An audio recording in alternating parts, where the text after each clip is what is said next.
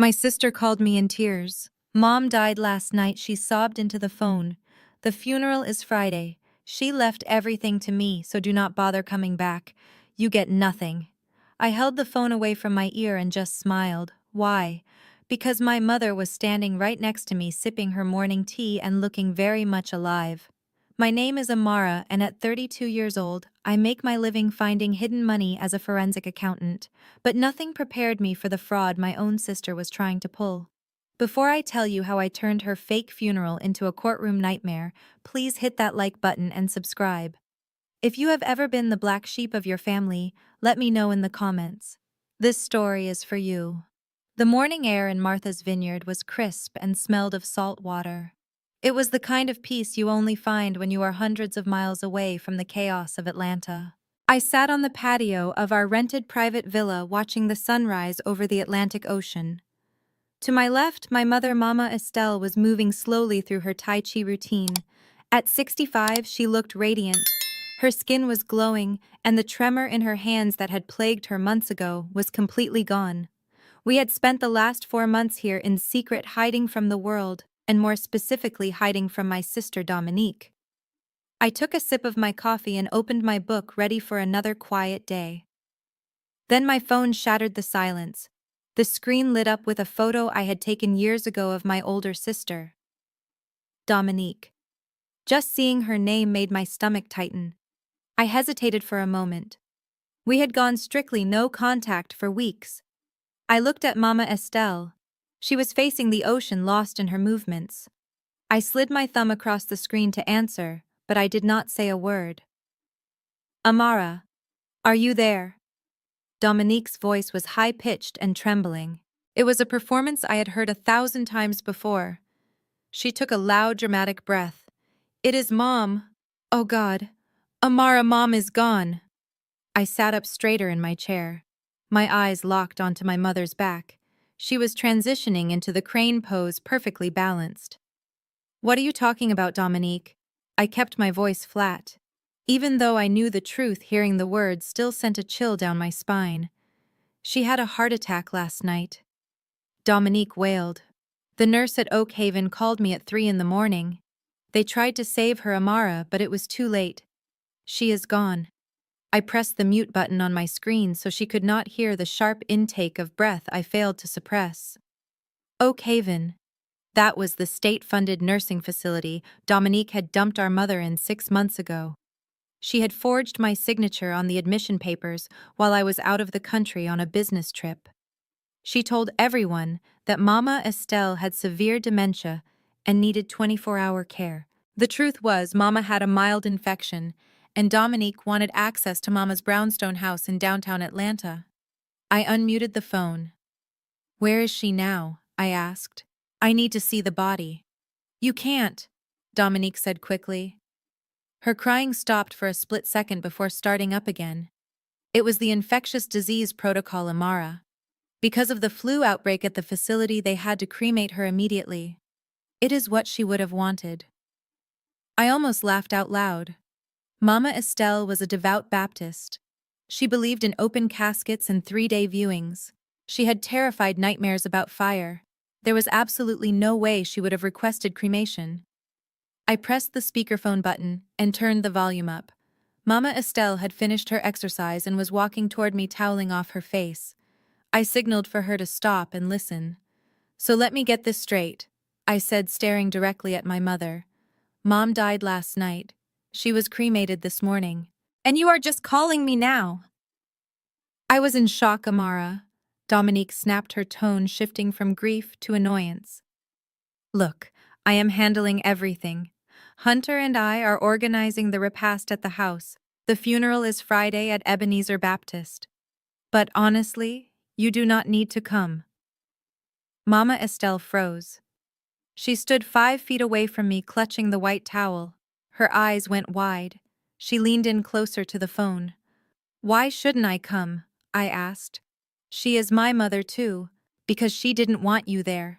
Dominique's voice turned venomous. In her final moments, she was lucid, Amara. She asked for me. She asked for Hunter. She didn't even mention your name. And there is something else. She left a verbal will with the nursing home director.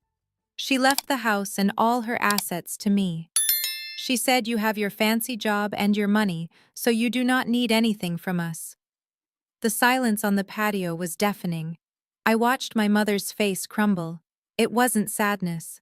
It was the devastating realization that her firstborn child, the daughter she had spoiled and protected her entire life, was not just a liar, but a monster. Dominique was burying an empty casket just to steal a house. I watched a single tear roll down Mama Estelle's cheek. She didn't wipe it away. She just straightened her spine and nodded at me. It was a sharp, decisive nod. The kind of nod she used to give when she was grading papers and found a student cheating. It was permission. I took a deep breath. "Okay, Dominique," I said. "Okay." She sounded surprised. "Just okay. I mean, if that is what Mom wanted." I kept my voice trembling slightly, just enough to feed her ego. "You are right. I have been distant. Maybe I do not deserve to be there." "Exactly." Dominique let out a sigh of relief. "I am glad you are finally being reasonable. I will send you the link to the memorial stream. Do not come to Atlanta, Amara. It will just cause drama, and Hunter is very stressed." I hung up the phone. The screen went black. For a moment, the only sound was the waves crashing against the shore below. Mama Estelle sat down in the chair opposite me. She placed her hands on the glass table. Her fingers were trembling again, but this time it was from rage. "She said I was dead," Mama whispered. "She said I left her everything. She thinks you are still in that hellhole," I said, reaching across the table to take her hand. "She hasn't visited you once in 4 months, Mama. If I hadn't come back early from London and moved you out of there that night, you might actually be dead." I remembered the night I broke her out of Oak Haven, the smell of urine and bleach, the way my mother looked sitting in a wheelchair in the corner, sedated and confused. Dominique had told the staff to keep her heavily medicated. It took a court order and 3 lawyers to get her out that night. We vanished the next day. I wanted to give Mama time to heal before we fought back. I just never expected Dominique to escalate it to murder. Even if it was just murder on paper, she is going to sell the house. Mama said, her voice hardening. "That house has been in our family for 3 generations. Your grandmother bought that brownstone with money she saved cleaning floors. She is not going to sell it." I said, standing up. I picked up my iPad and opened my secure email server.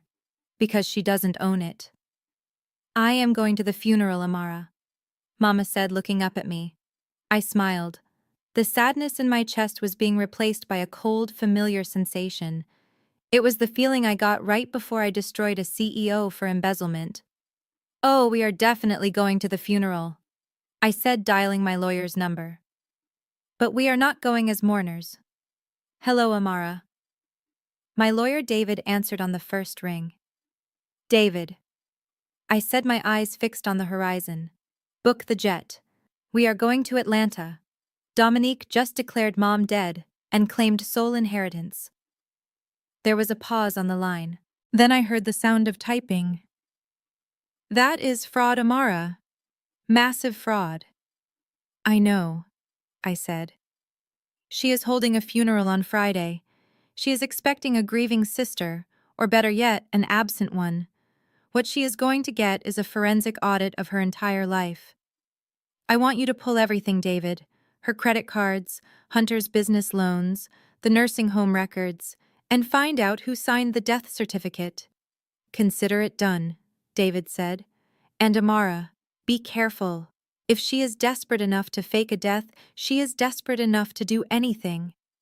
I looked at my mother. She had picked up her tea again, but her eyes were focused on something far away.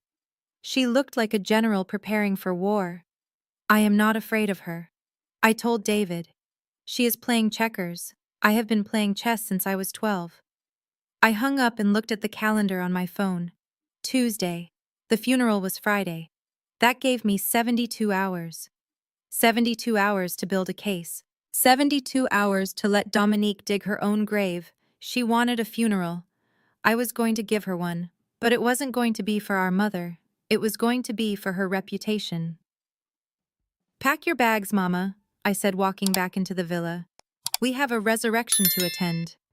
The humidity in Atlanta hit me the moment I stepped out of the airport terminal. It was thick and heavy, sticking to my skin like a bad memory. I had left my mother safe in a boutique hotel in Buckhead under a false name with strict instructions not to open the door for anyone. Now I was driving a nondescript black rental sedan through the streets of my childhood. The city had changed. The corner store where I used to buy penny candy was now a sleek coffee shop selling $7 lattes. The beauty salon where the neighborhood women gathered to gossip was replaced by a hot yoga studio. Gentrification had clawed its way through the historic West End, erasing history one brick at a time. But as I turned onto Abernathy Street, I realized the biggest erasure was happening right at my own front door. I parked 3 houses down from the family brownstone. I kept the engine running and the tinted windows rolled up. My hands gripped the steering wheel so tight my knuckles turned white. There it was, the house my grandfather had bought with cash in the 60s. The house where I learned to walk. And right there on the manicured front lawn was a wooden sign that made my blood run cold. Sale pending. I felt a wave of nausea. Mom had been legally dead for less than 12 hours according to Dominique's timeline, and the house was already under contract. It was impossible. Unless, of course, the deal had been done weeks ago. I watched from the shadows of my car as a white moving truck backed into the driveway. This wasn't a professional moving company. It was 2 guys in t-shirts throwing furniture into the back of a beat-up van. Then I saw him. Hunter. My brother-in-law was standing on the porch holding a clipboard. He was wearing a polo shirt and khaki shorts, looking more like he was hosting a barbecue than mourning his mother-in-law. He pointed at the door, snapping his fingers at the movers. I watched as they hauled out the mahogany dining table. My heart stopped. That table was an antique from the 1920s. Mom loved that table. She used to polish it every Sunday before church, telling us stories about the ancestors who had sat around it. Hunter was selling it like it was scrapwood. I reached for my phone, my instinct to call the police flaring up. But I stopped myself. The police would ask for proof of ownership. Dominique had the power of attorney. If I intervened now, I would blow my cover. I needed to let them dig their hole deeper. I needed to see just how greedy they could get. I opened Instagram on my phone. A notification popped up immediately. Dominique was live. I clicked on her profile. The video feed showed her sitting in what looked like her living room, but I recognized the curtains. She was in Mom's master bedroom. She was wearing a black veil, tears streaming down her perfectly made-up face. "Thank you so much to everyone sending prayers," she whispered into the camera, dabbing her eyes with a tissue. "This is the hardest day of my life." Mom went so fast. We were not prepared for the costs. The cremation, the memorial service, the legal fees. It is overwhelming. If you can find it in your heart to help us give Mama Estelle the send-off she deserves, the link is in my bio. I minimized the video and clicked the link. It was a GoFundMe page titled "Rest in Power, Mama Estelle." The goal was $50,000. In just 6 hours, they had already raised $15,000. Comments were flooding in from church members, old students of Moms, and neighbors. They were donating $50, $100, pouring out their hearts and their wallets for a lie. I pulled my laptop out of my bag and tethered it to my phone's hotspot. It was time to go to work. I ran a quick trace on the donation link. Usually these funds go into a holding account or are directed to a verified bank account associated with the cause. I bypassed the front-end interface and dug into the metadata of the connected payout account. It took me 3 minutes to find the routing number. I recognized the bank. It was a private credit union where Dominique had her personal accounts. But I didn't stop there. I cross-referenced the account activity with public credit headers. The account linked to the GoFundMe wasn't a savings account for funeral expenses. It was directly tied to a high-interest credit line for a Neiman Marcus store card. I stared at the screen. She wasn't raising money to bury our mother.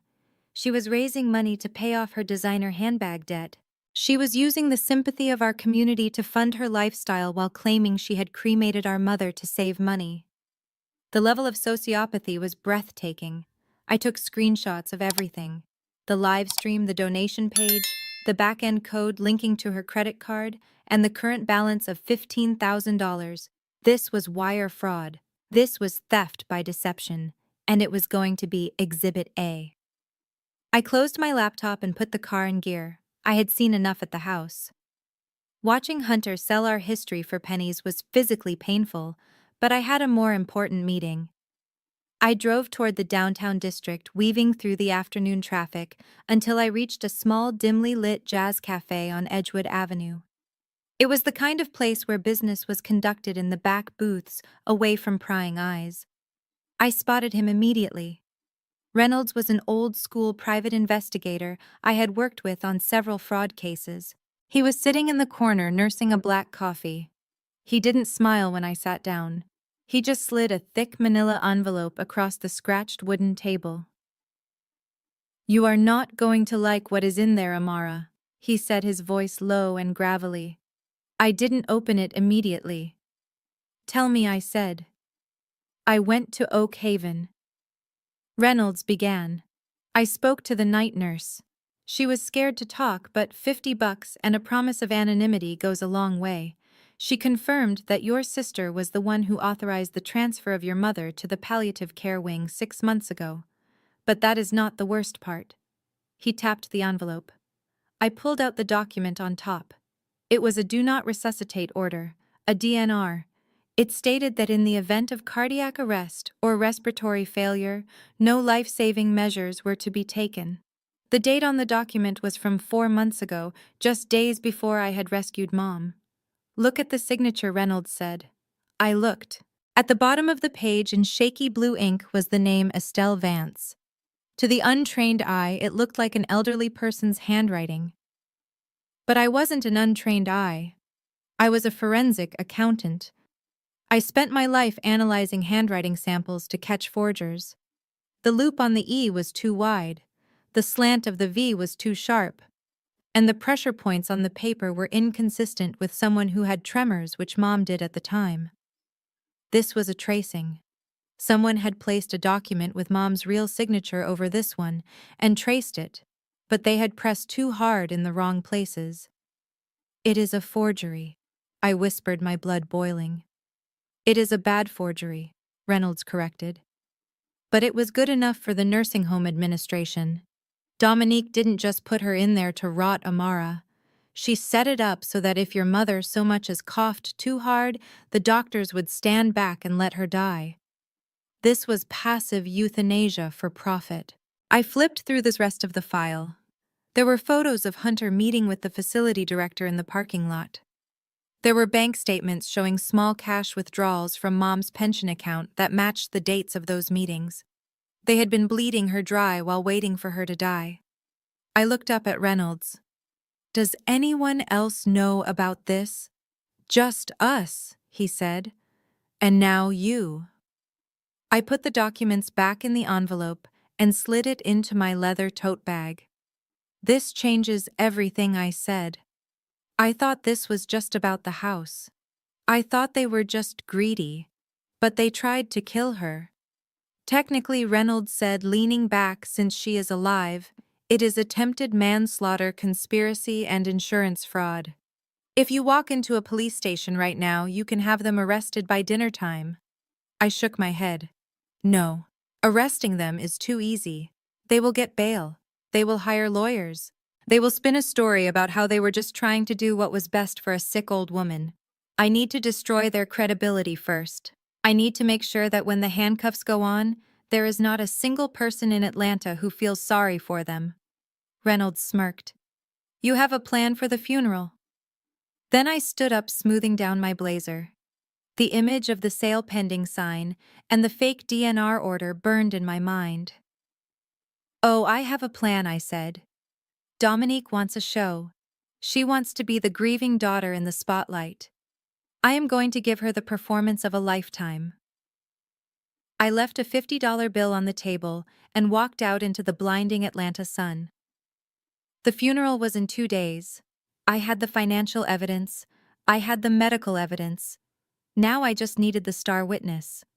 I got back into my car and drove toward the hotel. It was time to show Mama Estelle exactly how much her life was worth to her favorite daughter. The resurrection was coming, and Judgment Day was coming with it. The Friday morning sun beat down on the red brick facade of Ebenezer Baptist Church. It was the kind of humid Atlanta heat that made your clothes stick to your skin the moment you stepped outside. This church was a local institution. It was where my mother, Mama Estelle, had led the choir for 20 years. Her soprano voice used to shake the stained glass windows during the Easter service. Today, however, the church was silent, except for the low hum of expensive cars pulling into the parking lot. I watched from my rental car as the community arrived. They wore their Sunday best. The women were in wide-brimmed hats and dark dresses, clutching Bibles and handkerchiefs. The men wore dark suits and solemn expressions. And standing at the top of the wide stone steps greeting everyone like a grieving celebrity was my sister, Dominique. She looked like she had stepped out of a fashion magazine editorial about widowhood.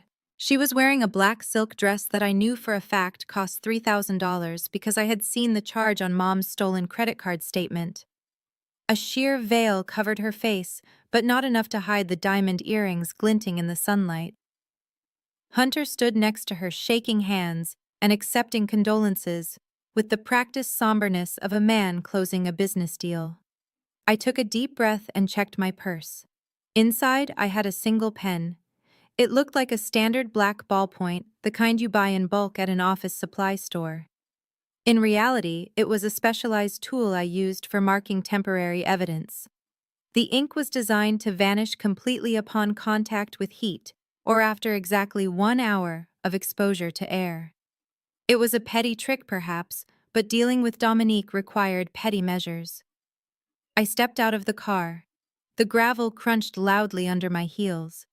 As I walked toward the church steps, the chatter stopped.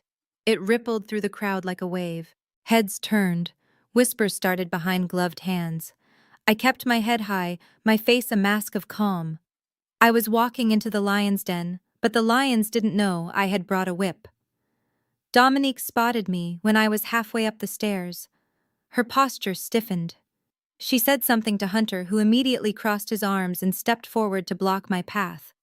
But Dominique was faster. She rushed down 3 steps to meet me, positioning herself so that she was physically looking down on me.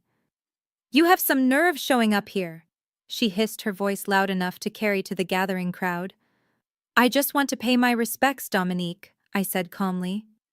"Respects?" She laughed, a harsh, jagged sound. "You didn't respect her when she was alive. You left her to rot in that nursing home.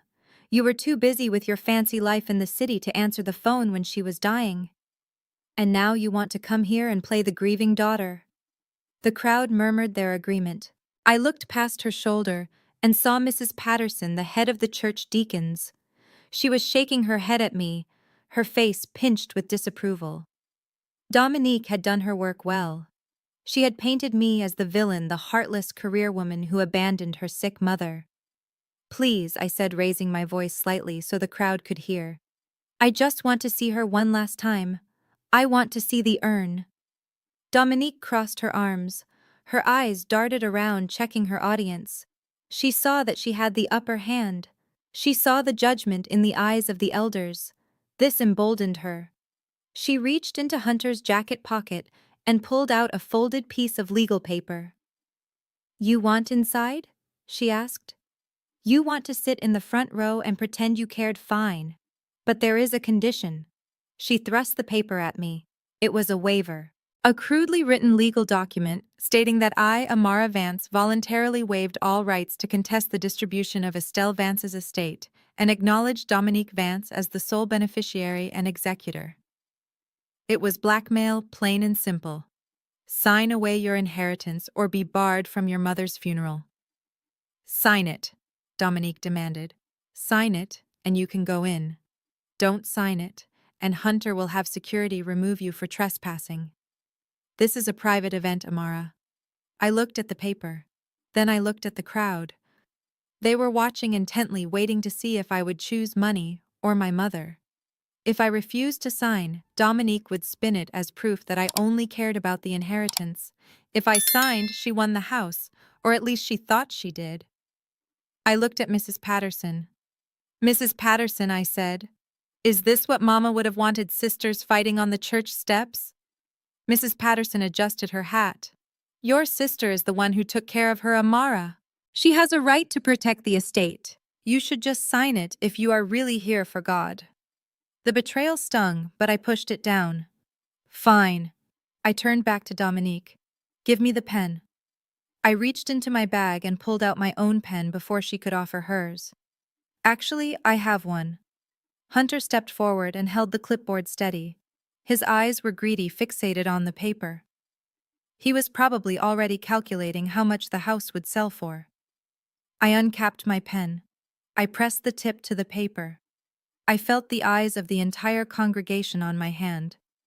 I wrote my name in clear, sweeping cursive. Amara Vance.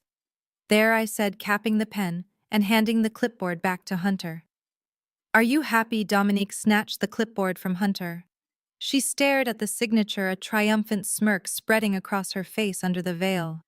She looked like she had just won the lottery. "Smart choice," she whispered. "Now get inside and sit down. And do not say a word. If you cause a scene, I will have you dragged out." She stepped aside. The crowd parted for me, but the warmth was gone. I felt their cold shoulders as I walked through the heavy oak doors into the sanctuary. The inside of the church was cool and smelled of lilies and old hymnals. The organist was playing a soft, mournful prelude. At the front of the church, surrounded by an obscene amount of white roses, sat a golden urn.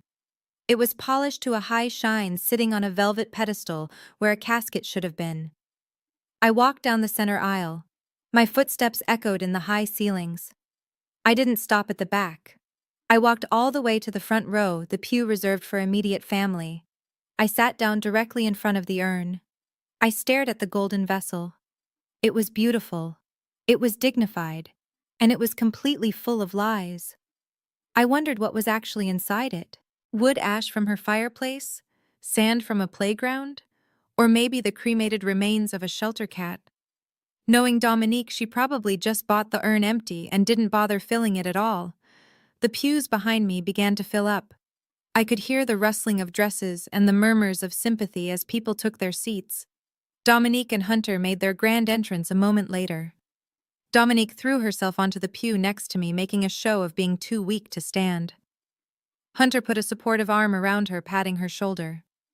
"She is in a better place now," Hunter whispered loud enough for the people behind us to hear. I looked at the urn. I thought about the signature on the clipboard outside. In 59 minutes, that ink would begin to fade. By the time they got home to scan the document, the paper would be blank. But that wasn't the only surprise waiting for them. I looked at my watch. It was 10:55. The service was scheduled to start at 11. Mama Estelle and the security team I had hired were currently parked in a tinted SUV around the back of the church waiting for my signal. Dominique leaned over to me, her voice dropping to a vicious whisper. "Do not think you are getting a dime, Amara. I am going to sell the house next week. Hunter already has a buyer. You can go back to your lonely apartment and rot." I turned to look at her. Her eyes were dry. Her makeup was perfect. There wasn't a shred of grief in her, just calculation. I smiled at her. It was a small, tight smile. "You know, Dominique," I said softly, "Mom always said you were a terrible liar." She frowned. "What is that supposed to mean?" "It means," I said, turning back to face the altar, "you should really check the contents of that urn before you pray over it." The organ music swelled, signaling the start of the service. The pastor stepped up to the pulpit. Dominique glared at me, confused and angry, but she couldn't say anything now. The show had begun, and she had no idea that she wasn't the director anymore. She was just another actor in a play I had written, and her final curtain call was approaching fast. I folded my hands in my lap and waited for the resurrection. Dominique stood at the pulpit looking like a tragic heroine from a black and white movie. She gripped the sides of the wooden podium with her manicured hands and leaned into the microphone. A single tear which I suspected she had induced with a hidden onion slice or a pinch of salt rolled perfectly down her cheek. The church was dead silent. Every eye was fixed on her. She was not just burying our mother. She was cementing her status as the matriarch of the family. My mother was a saint. Dominique whispered, her voice cracking with practiced emotion. She was the light of my life. And in her final moments, when the pain was too much for her tired heart, she held my hand. She looked at me, and she said, "Dominique, promise me you will keep the family together. Promise me you will take care of the house." She told me that she wanted me to have the deed not for the money, but to preserve our history. Hunter stood a few feet behind her, his head bowed in somber agreement. He nodded slowly, as if he had been there to witness this fictional deathbed confession. From the pews, I heard sniffles and murmurs of amen. They were buying it. They were swallowing every toxic spoonful of her lie. Dominique took a shaky breath and continued, "I know my sister Amara is here today, and I want to say in front of God and everyone that I forgive her. I forgive her for not being there. I forgive her for the distance. Mom left the house to me because she knew I was the one who stayed. She knew I was the one who cared, and I intend to honor that legacy." She wiped her eyes and stepped down from the pulpit. Hunter rushed to her side, offering her his arm as if she were made of fragile glass. The congregation let out a collective sigh of sympathy. Patterson, sitting 2 rows back, leaned forward and patted Dominique's hand as she passed. The pastor stood up and adjusted his glasses. "We will now hear from the younger daughter, Amara." The temperature in the room seemed to drop 10 degrees. I stood up. The wooden pew creaked beneath me. I could feel the hostility radiating from the crowd. To them, I was the cold, heartless career woman who had abandoned the saintly mother and the devoted sister. I walked toward the pulpit. My heels clicked rhythmically on the hardwood floor. Click, click, click. It sounded like a countdown. I stepped up to the microphone. I did not cry. I did not tremble. I looked down at Dominique in the front row. She was dabbing her eyes with a lace handkerchief, but behind the cloth I saw her watching me.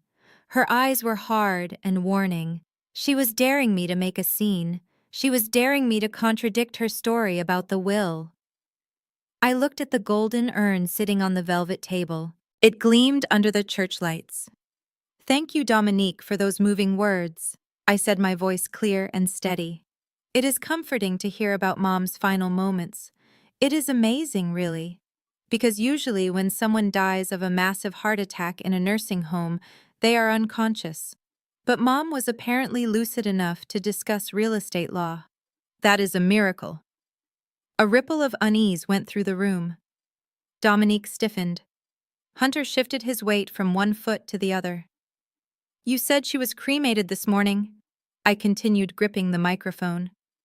"You said the ashes in this urn are all that is left of Estelle Vance. You told this congregation that she is gone forever, and that her last wish was for you to inherit a $2 million brownstone." I paused. I let the silence stretch until it was uncomfortable. "But there is a problem with your story, Dominique." I leaned forward, my eyes locking onto hers. "The problem is that the dead do not usually drink tea. The dead do not usually complain about the Atlanta traffic. And most importantly, the dead do not usually stand outside the church doors waiting to call their children liars." Dominique dropped her handkerchief. "What are you talking about?" she hissed, half standing up. I pointed a finger toward the massive double doors at the back of the sanctuary. "I think you should ask her yourself." I nodded to the security team I had positioned at the entrance.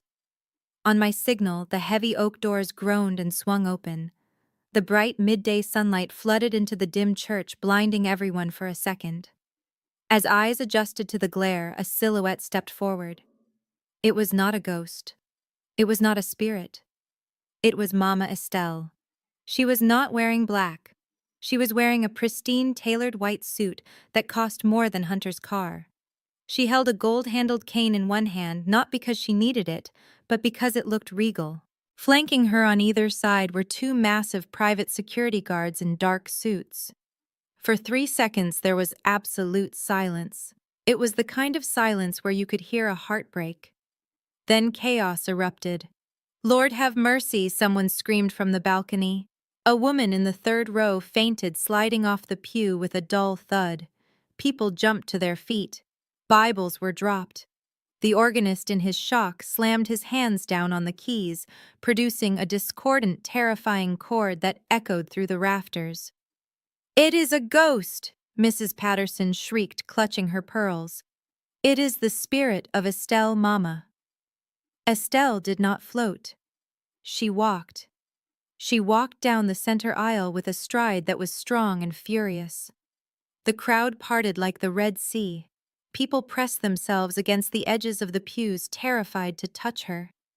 Dominique did not scream. She froze. Her face went from a look of annoyance to a mask of pure, unadulterated terror. The blood drained from her skin so fast she looked gray. Her mouth opened and closed like a fish on dry land, but no sound came out. Hunter looked like he was about to vomit. He looked at the back exit, then at the security guards, calculating his odds of escape. He realized they were 0.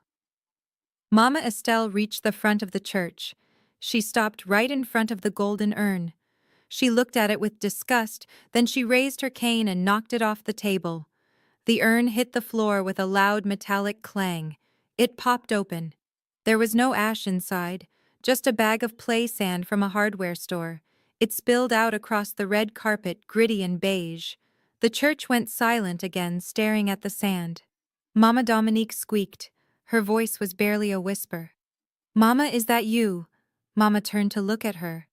The look on her face was not one of a loving mother. It was the look of a judge delivering a death sentence. "Who else would it be?" Dominique Mama's voice boomed without a microphone. "Did you think a cheap cremation and a bag of sand would be enough to get rid of me?" Dominique's knees gave out. She didn't faint gracefully like in the movies. She collapsed into a heap of expensive silk and shame on the floor. She grabbed the hem of Mama's white pants. "Mama, I thought you were dead. The nursing home called me. I swear." "Liar." Mama pulled her leg away as if Dominique were a poisonous snake. "You forged the DNR, you forged the will, and for the last 6 months you have been praying for me to die so you could sell my house to buy more purses." A collective gasp sucked the air out of the room. The congregation turned on a dime. The sympathy for Dominique evaporated, instantly replaced by horror and outrage. "And you?" Mama turned her gaze to Hunter. Hunter held up his hands, backing away. "Mrs. Vance, I didn't know. Dominique told me." "Shut up," Mama snapped.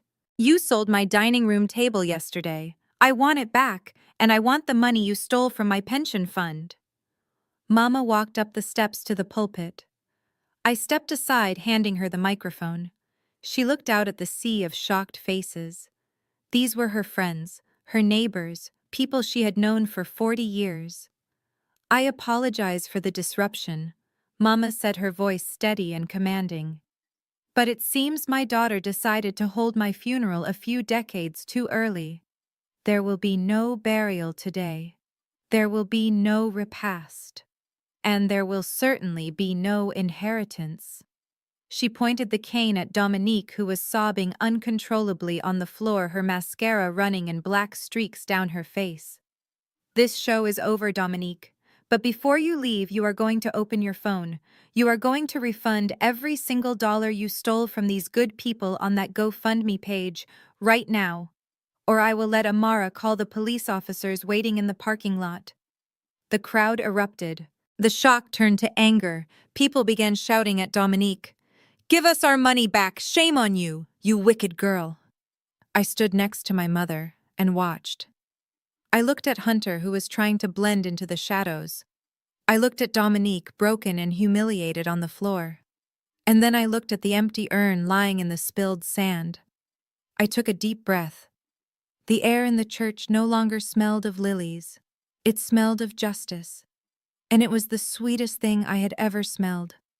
The chaos inside the church spilled out into the parking lot like a shaken soda bottle exploding. The congregation followed us, smartphones raised high, recording every second of the family drama. I stood on the pavement next to Mama Estelle, my hand resting protectively on her arm. The adrenaline from the confrontation was still coursing through my veins. I thought we had won. I thought the sight of our mother alive and furious was the checkmate move that would end Dominique and Hunter's reign of terror. I was wrong. I had underestimated the sheer desperation of a man with nothing left to lose. Hunter did not run. He did not beg for forgiveness. Instead, he wiped the sweat from his forehead, straightened his expensive suit jacket, and did something that chilled me to the bone. He started screaming. "Officer! Officer, help us! She has her! She has my mother-in-law!" He ran toward the two police officers I had called to the scene. These were officers from the Atlanta Police Department, looking confused as they tried to make sense of the shouting mob.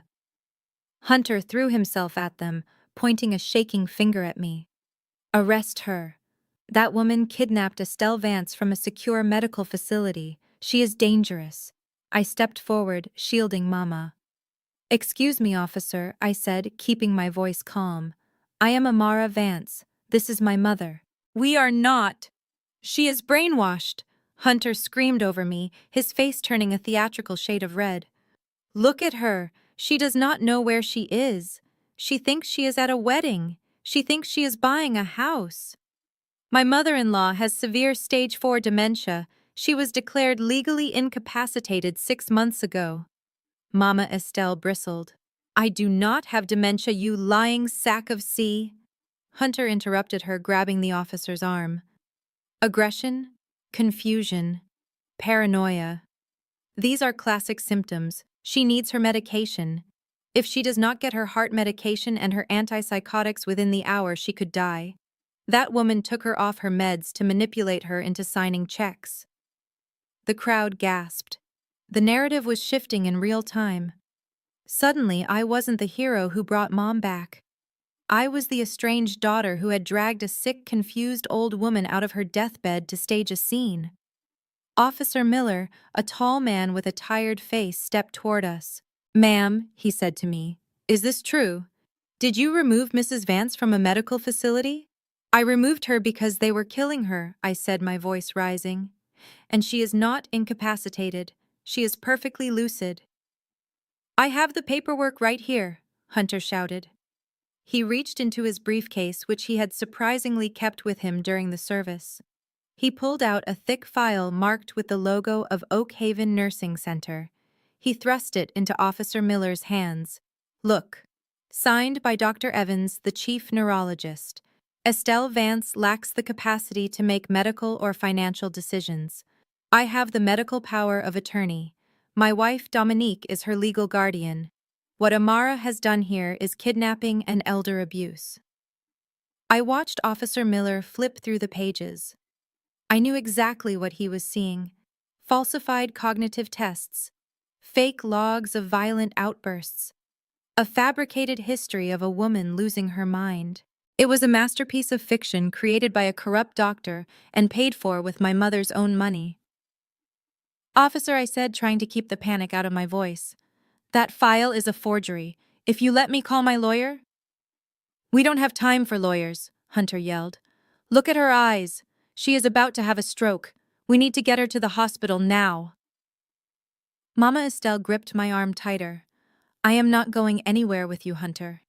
The officer looked at the paperwork, then at Mom, then at me. In the eyes of the law, the paper held more weight than the person standing in front of him.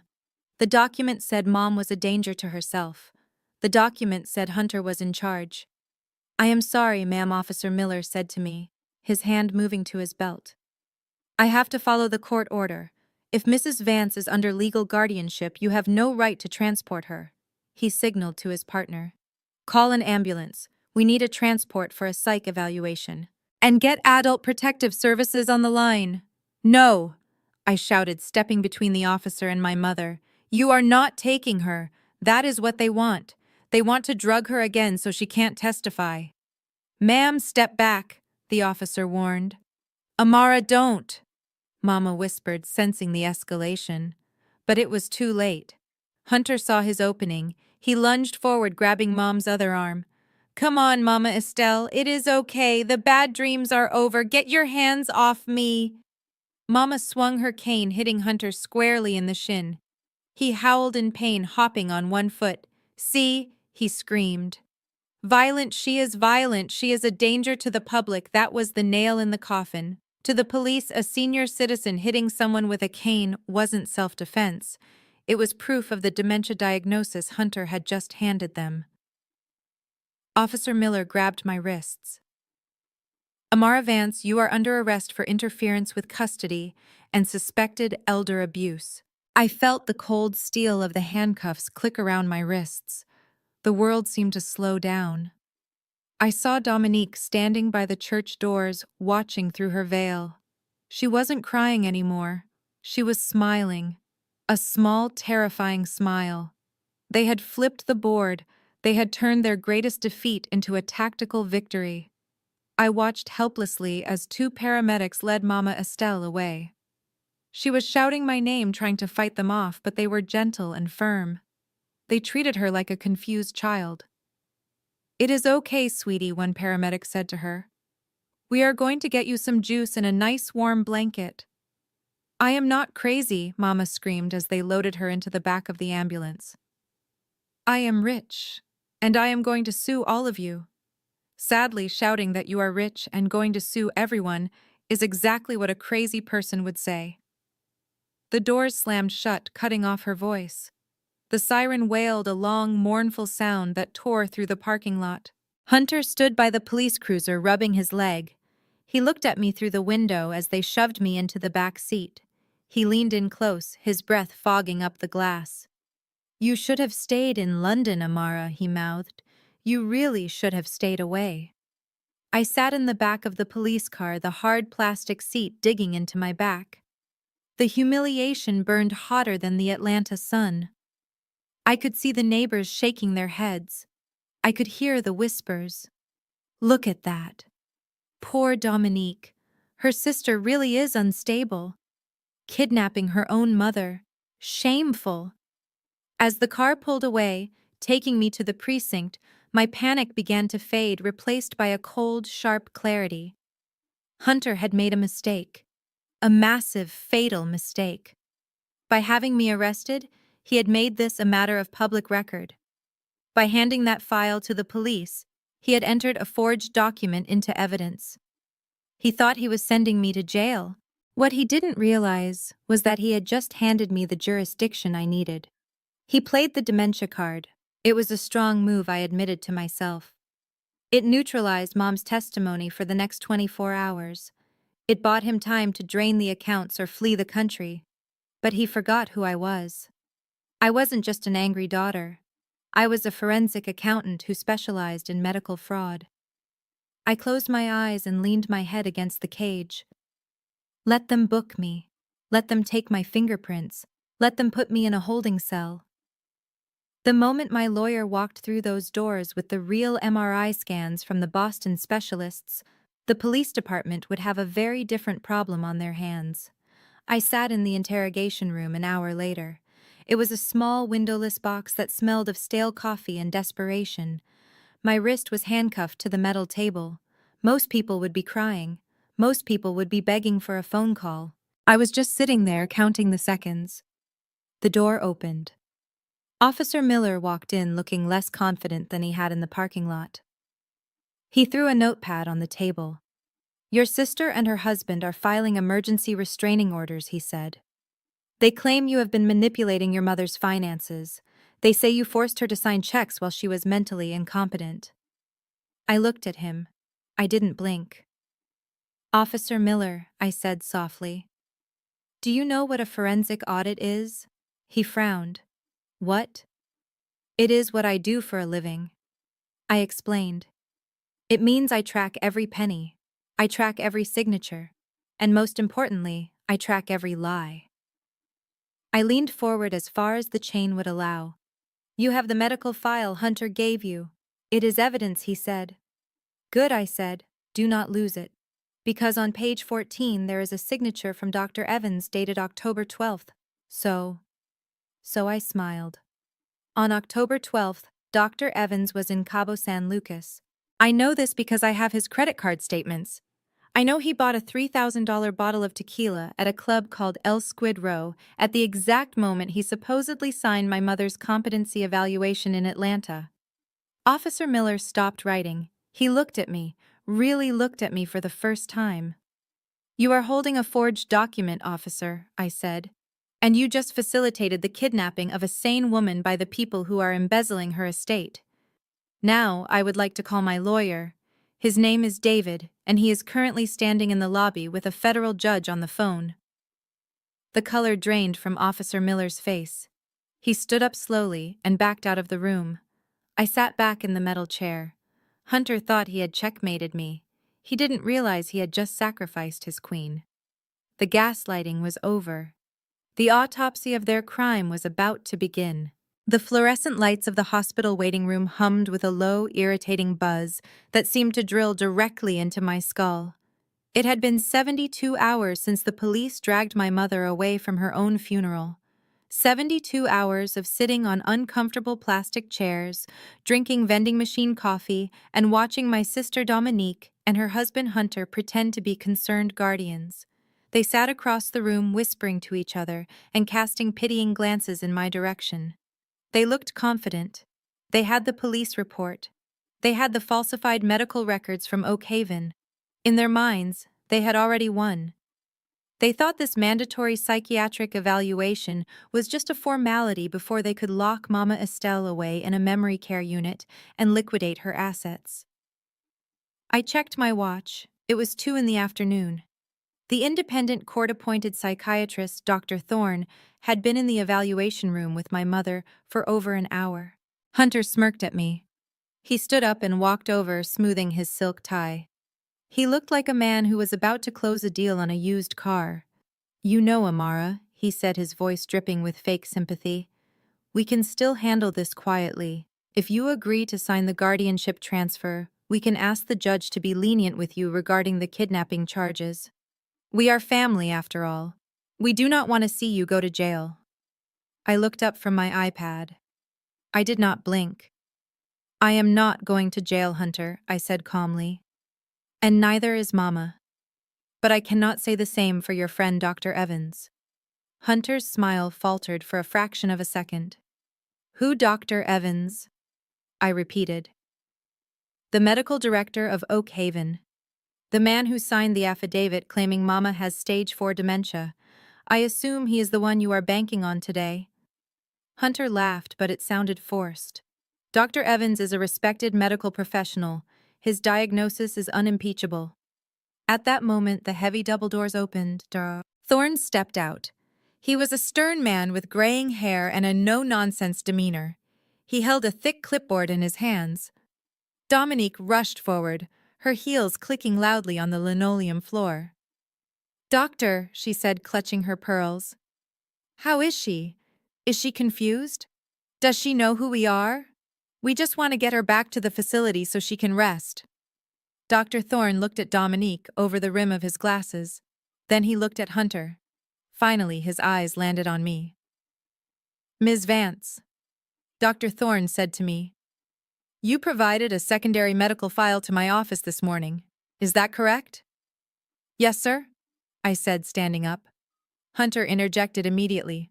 "Objection. Excuse me, doctor. But Amara is not the legal guardian. Any medical records she has are likely fabricated or outdated. The official records are from Oak Haven." Dr. Thorne held up a hand to silence him. "I have reviewed the Oak Haven records, Mr. Sterling. They describe a patient with advanced cognitive decline, unable to recognize family members or perform basic tasks." "Exactly," Hunter said, nodding vigorously. "It is a tragedy." However, Dr. Thorne continued, his voice sharpening. "I also reviewed the digital file Ms. Amara submitted. It contains MRI scans, CT scans, and a full neurological workup dated from last month. These tests were conducted at Massachusetts General Hospital in Boston by Dr. Eris Thorne. No relation, but he is the leading neurologist in the country." I stepped forward. When I took Mama to Martha's Vineyard, we didn't just go for a vacation. I took her to see the best specialists in the world. I wanted to prove that the decline she experienced at Oak Haven was not natural. It was induced. Induced? Dominique squeaked. What are you talking about? Dr. Thorne turned the clipboard around to face them. The scans from Boston show a brain that is remarkably healthy for a 65-year-old woman. There is no plaque buildup consistent with Alzheimer's. There is no shrinkage consistent with dementia. In my hour-long interview with Mrs. Vance just now, she was able to recall the birth dates of all her grandchildren, the current stock price of Coca-Cola, and the exact details of how you two put her in that home against her will. That is impossible, Hunter stammered, sweat beginning to bead on his forehead. She is crazy. She attacked me. She attacked you because you were kidnapping her, Dr. Thorne said coldly. Mrs. Vance is fully capacitated. In fact, she is sharper than most people half her age. Which leads me to a very serious question. How did Dr. Evans at Oak Haven diagnose a healthy woman with terminal dementia? I walked over to the table and placed my iPad down. I tapped the screen, bringing up a spreadsheet I had compiled the night before. I can answer that, I said. I think it has something to do with this. I pointed to a highlighted line on the screen. This is a bank transfer from a shell company called HS Realty Holdings, I explained. HS stands for Hunter Sterling. On the 15th of every month for the last 6 months, a transfer of $5,000 was made to a private account in the Cayman Islands. So what? Hunter sneered. I do business internationally. Yes, I said, but I traced the beneficiary of that account. It belongs to a corporation registered to Dr. Marcus Evans. You were paying him $5,000 a month to keep Mama sedated and to falsify her medical records. The silence in the waiting room was absolute. Dominique stared at her husband with horror. You paid him, she whispered. You told me the doctor said she was dying. He lied to you too, Dominique, I said, though I felt no pity for her. He needed her incapacitated, so he could liquidate the brownstone. He was paying the doctor to turn our mother into a vegetable. Hunter lunged for the iPad. That is illegal. You hacked my accounts. I snatched the device away. I'm a forensic accountant, Hunter. I didn't hack anything. I just followed the public breadcrumbs you were too stupid to sweep up. And I wasn't the only one interested in this transaction.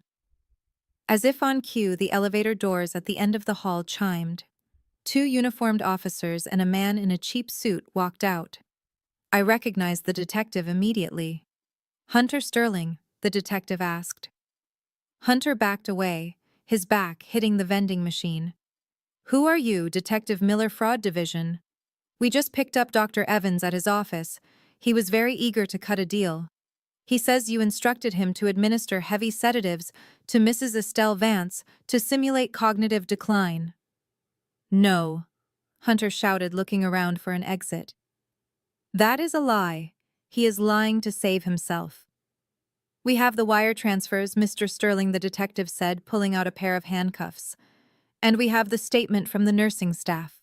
You are under arrest for conspiracy to commit medical fraud, elder abuse, and bribery. I watched as they spun Hunter around and slammed him against the soda machine. The click of the handcuffs was the most satisfying sound I had ever heard. Dominique stood frozen in the middle of the room. She looked at her husband being read his rights, and then she looked at me. Amara, she whimpered. I didn't know. I swear I didn't know about the money. I looked at her cold and unyielding.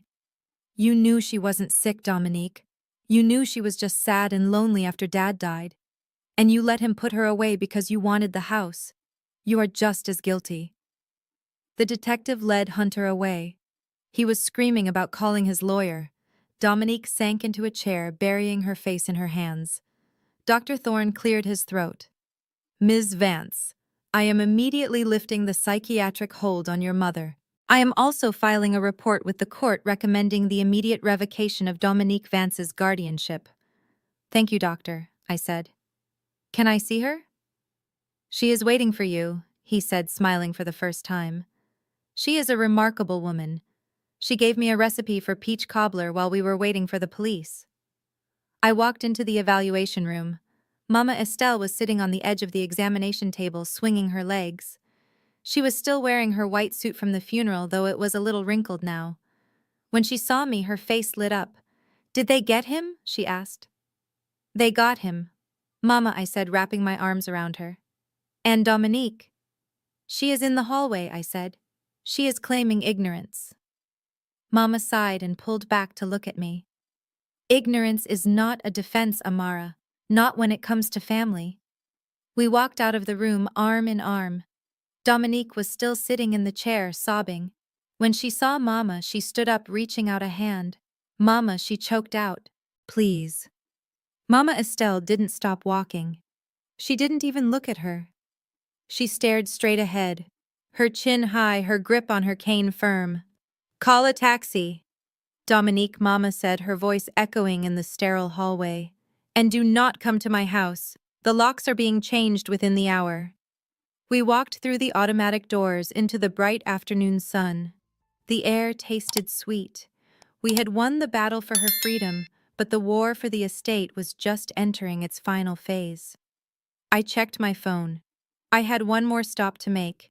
The bank was about to close and I had a foreclosure to intercept. "Are you hungry, Mama?" I asked as we walked toward my rental car. "Starving," she said. "Being dead really works up an appetite. But let's make it quick, Amara. We have a house to save." I opened the car door for her. The medical record war was over, the financial war was about to begin, and I had the ultimate weapon sitting right in the passenger seat. The leather chairs in David's office were soft and smelled of old money and stability. It was the kind of room designed to make you feel safe. The walls were lined with mahogany bookshelves filled with legal precedents that stretched back 100 years. From the 25th floor window, the chaos of the streets below looked manageable. Small. Insignificant. For a brief moment I allowed myself to relax. We had just walked out of the hospital with a clean bill of health. We had the police report. We had the medical fraud evidence. I turned to look at Mama Estelle. She was sipping a cup of herbal tea, her hand resting on the gold handle of her cane. She looked tired, but victorious. The nightmare of the nursing home was over.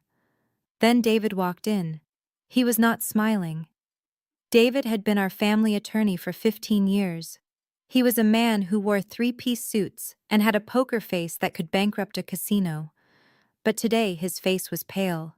He held a thick stack of documents in his hands, and his knuckles were white from gripping them too hard.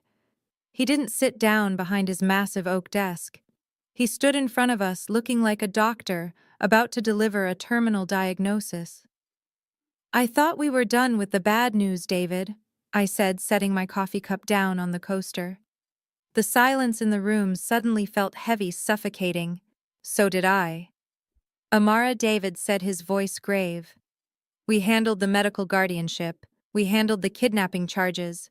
But while you were fighting to get your mother out of Oakhaven, Dominique was busy doing something else." He slid the documents across the polished table. On top was a letter with a bright red header. The words were bold and aggressive. "Notice of default. Foreclosure proceedings imminent." I picked up the paper. My forensic accountant brain automatically scanned for the numbers before I even processed the words. $450,000. The number jumped out at me. "What is this?" I asked, my voice staying calm despite the sudden racing of my heart. "The brownstone is paid off. Grandpa bought it with cash in 1965. There is no mortgage." "There wasn't a mortgage," David corrected, "until 6 months ago." Mama Estelle leaned forward, her hand trembling slightly. "What did she do?" "David, tell me." David took a deep breath. 2 weeks after she placed you in Oakhaven, Dominique used the durable power of attorney she had coerced you into signing. She applied for a reverse mortgage on the property. A reverse mortgage. I felt the blood drain from my face. It was the oldest trick in the predatory lending book. It allows homeowners to borrow against the equity of their home, receiving the money as a lump sum. Usually, the loan doesn't have to be paid back until the homeowner dies or sells the house. She took out $450,000 of equity, David continued. She took it as a cash lump sum. She told the bank it was for home improvements and medical care. We know now that the money went to Hunter's shell companies and her own debts. But that is fraud, I said, flipping through the pages. We can prove she signed it under false pretenses. We can sue the bank for not doing due diligence. We can, David said. And we will. But that takes time. Civil fraud cases take years, Amara. And we do not have years. We do not even have months. He reached over and tapped a paragraph in the fine print of the loan agreement. It was Clause 4B, the occupancy clause. Read this, David said. I read it out loud. The full balance of the loan becomes immediately due and payable if the borrower ceases to use the property as their primary residence for a period exceeding 6 consecutive months. I stopped reading. The room spun. 6 months. Dominique put Mama in the nursing home exactly 6 months and 3 days ago, I whispered. David nodded grimly. The bank sent an inspector to the house last week. They found it empty. They found the sale pending sign. They flagged the property as abandoned. Because Estelle has not slept in that house for 6 months, the terms of the loan have been violated. The bank has called the note. They want the full $450,000 back. And if we do not pay? Mama asked, her voice small. They will foreclose, David said softly. They have already initiated the proceedings. We have 30 days to pay the full balance, or they will auction the house on the courthouse steps to recover their loss. 30 days. I looked at the paperwork. Dominique had timed it perfectly, or maybe she was just lucky in her cruelty. She had extracted the cash, spent it, and now the house was going to be swallowed up by the bank because of the very exile she had forced upon our mother. Just then my phone rang. I looked at the screen. It was an unknown number, but I knew who it was. I could feel it. I answered and put it on speaker. Hello, sister. Dominique's voice was slurred.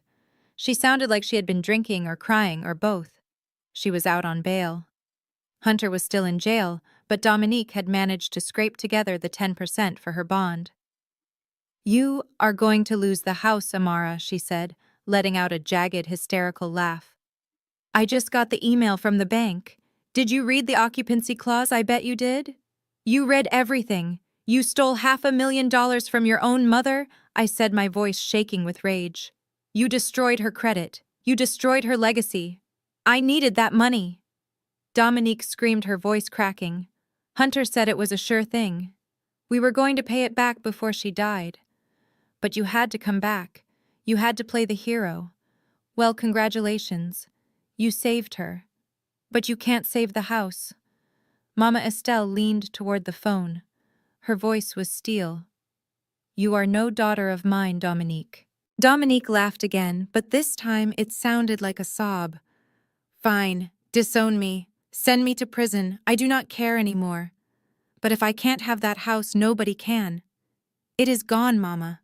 It is over. I spent the money. Hunter spent the money. The bank is going to take it, and you will be out on the street just like me. She hung up. The line went dead. The silence that followed was heavy with grief. Mama Estelle looked at me, her eyes filled with tears. My father built that house, she whispered. He worked 2 jobs. He laid the bricks for the patio himself. It is the only thing I have to leave to you. I stood up and walked to the window. I looked out at the Atlanta skyline. I had money. I was a successful professional. But $450,000 in cash liquid in 30 days. That was a stretch even for me. My assets were tied up in investments and my own property in London. Liquidating them would take time and incur massive penalties. I turned back to the desk. I wasn't ready to give up. I picked up the foreclosure notice again. I needed to see the enemy. I needed to know exactly who we were fighting. The original loan was with Southern Trust Bank. They were a regional lender known for aggressive tactics. But as I scanned the document looking for the payoff address, something caught my eye. It was a small line of text at the very bottom of the last page in the assignment section. Banks rarely keep bad debt. When a loan goes into default, or even when it looks risky, they package it and sell it to secondary markets. They sell it to debt buyers for pennies on the dollar just to get it off their books. I squinted at the text. Pursuant to the assignment of debt dated yesterday, the servicing rights and ownership of this note have been transferred from Southern Trust Bank to a secondary holding company. I read the name of the company. Then I read it again. My heart stopped beating for a second and then it started again double time. A smile slow and dangerous spread across my face. "David," I said, my voice vibrating with a sudden intense energy. "Look at the assignee." David put on his reading glasses. He leaned over the paper. "The debt has been sold to Phoenix Asset Management LLC, Delaware." He looked up at me confused. "It is just a debt buyer, Amara.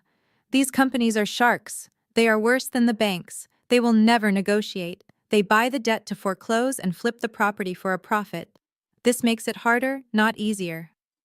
I laughed. It was a loud, genuine laugh that startled Mama Estelle. "No, David," I said. "It makes it perfect." I walked over to my bag and pulled out my laptop. I opened it and logged into my secure work server. I typed in the name Phoenix Asset Management LLC. "You see, David?" I said, typing furiously. "In my line of work, I track shell companies. I track where the bad money goes. And last year, I did a forensic audit on a massive conglomerate that buys distressed mortgage debt." I turned the laptop screen around so they could see. "Phoenix Asset Management is a subsidiary.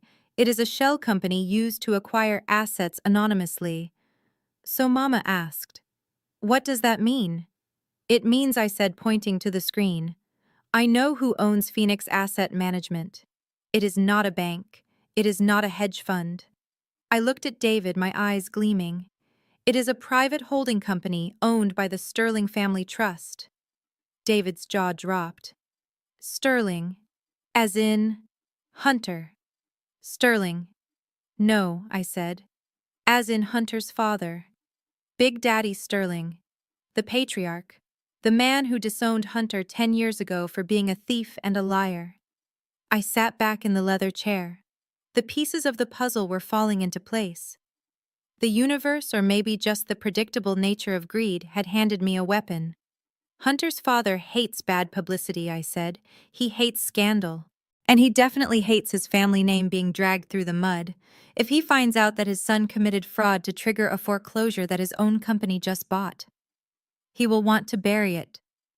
David finished, a smile finally touching his lips. I picked up my phone. I didn't need 30 days. I didn't need $450,000.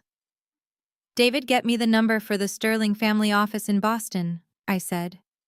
I think it is time I introduced myself to my brother-in-law's father. I have a feeling he will be very interested to hear how his son tried to steal a house that his own company now accidentally owns. Mama Estelle looked at me. "Amara, what are you going to do?" "I am going to make a deal, Mama," I said. "The bank thinks they sold a bad debt. They have no idea they just sold me the key to our freedom." I stood up and smoothed my blazer.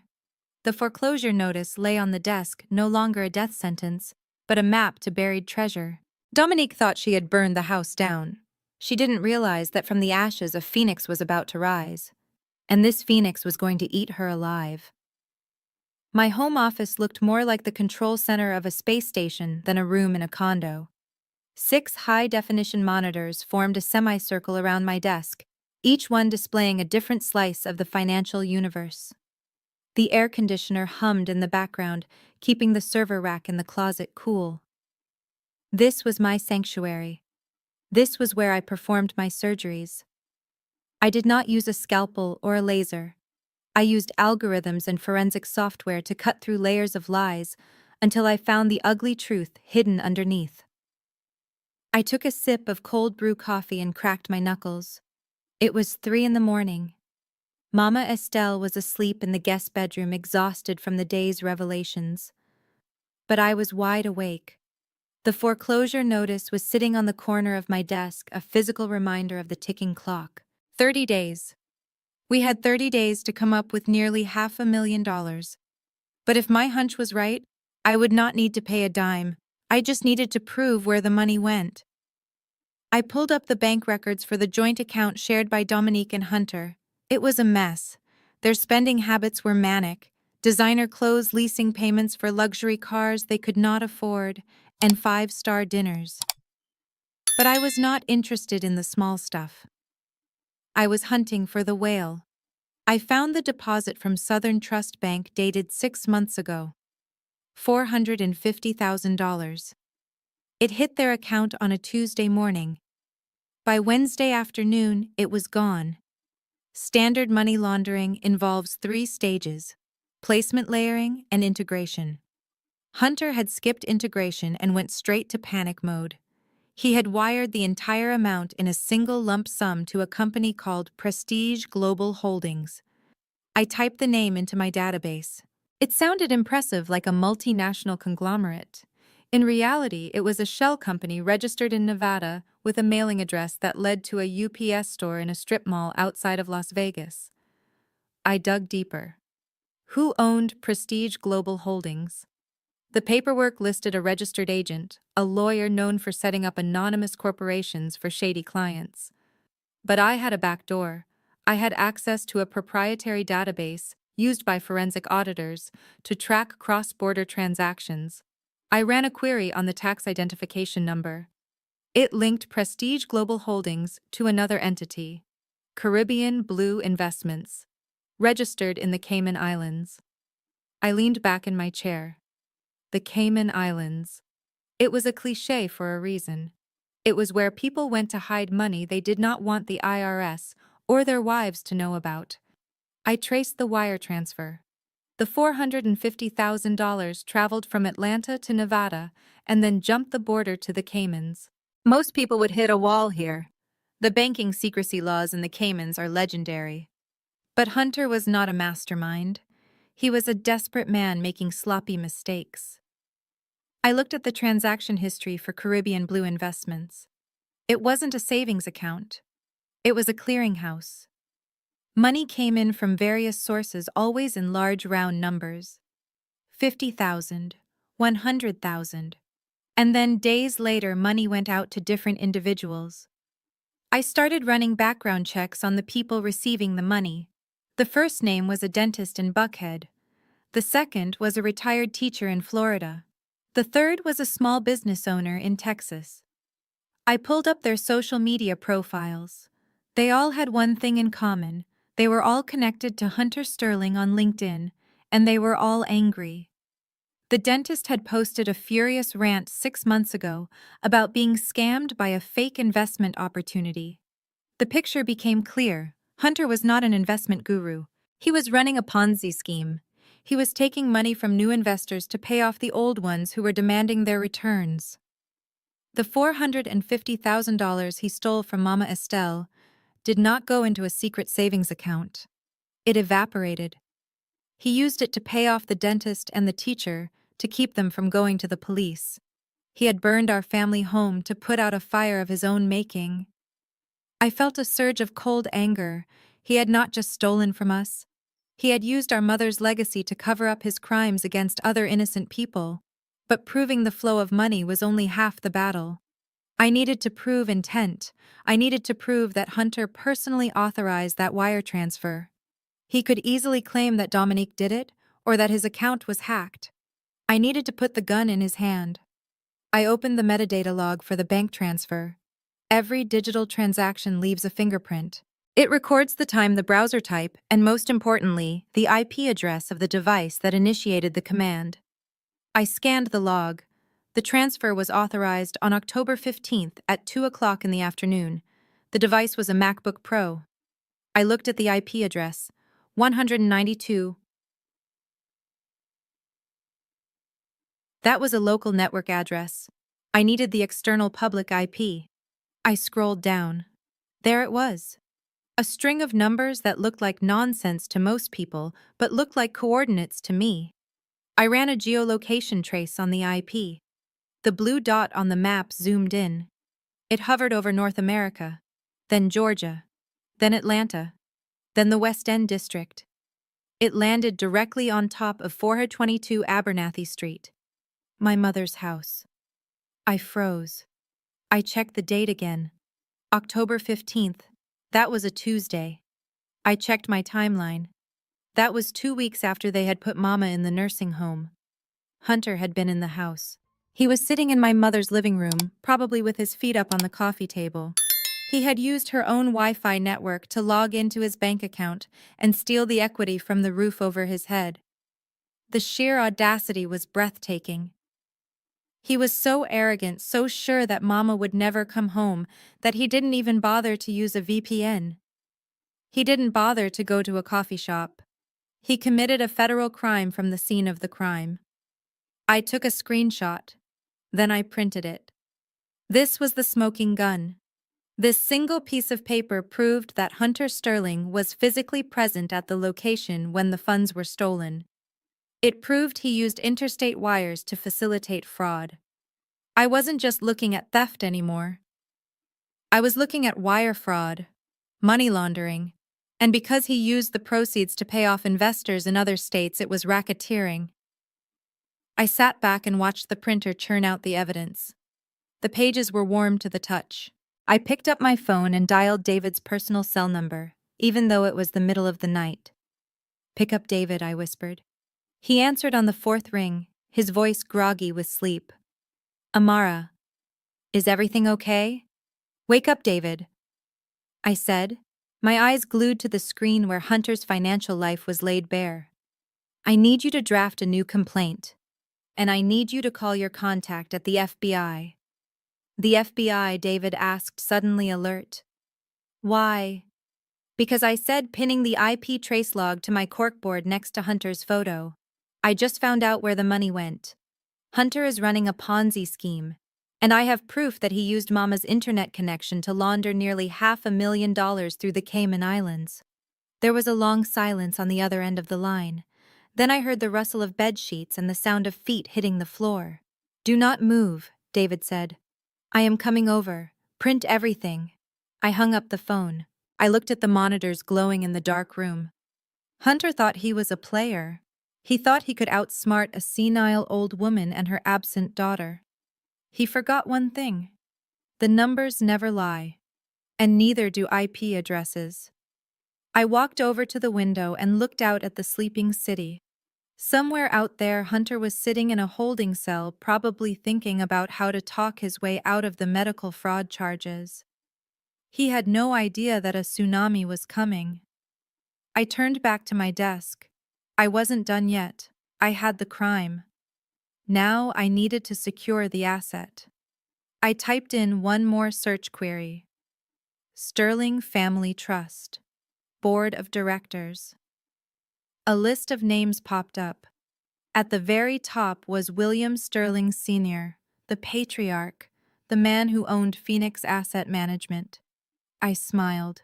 It was time to make a phone call that would ruin a family reunion. Hunter had used my mother to save himself. Now I was going to use his father to bury him.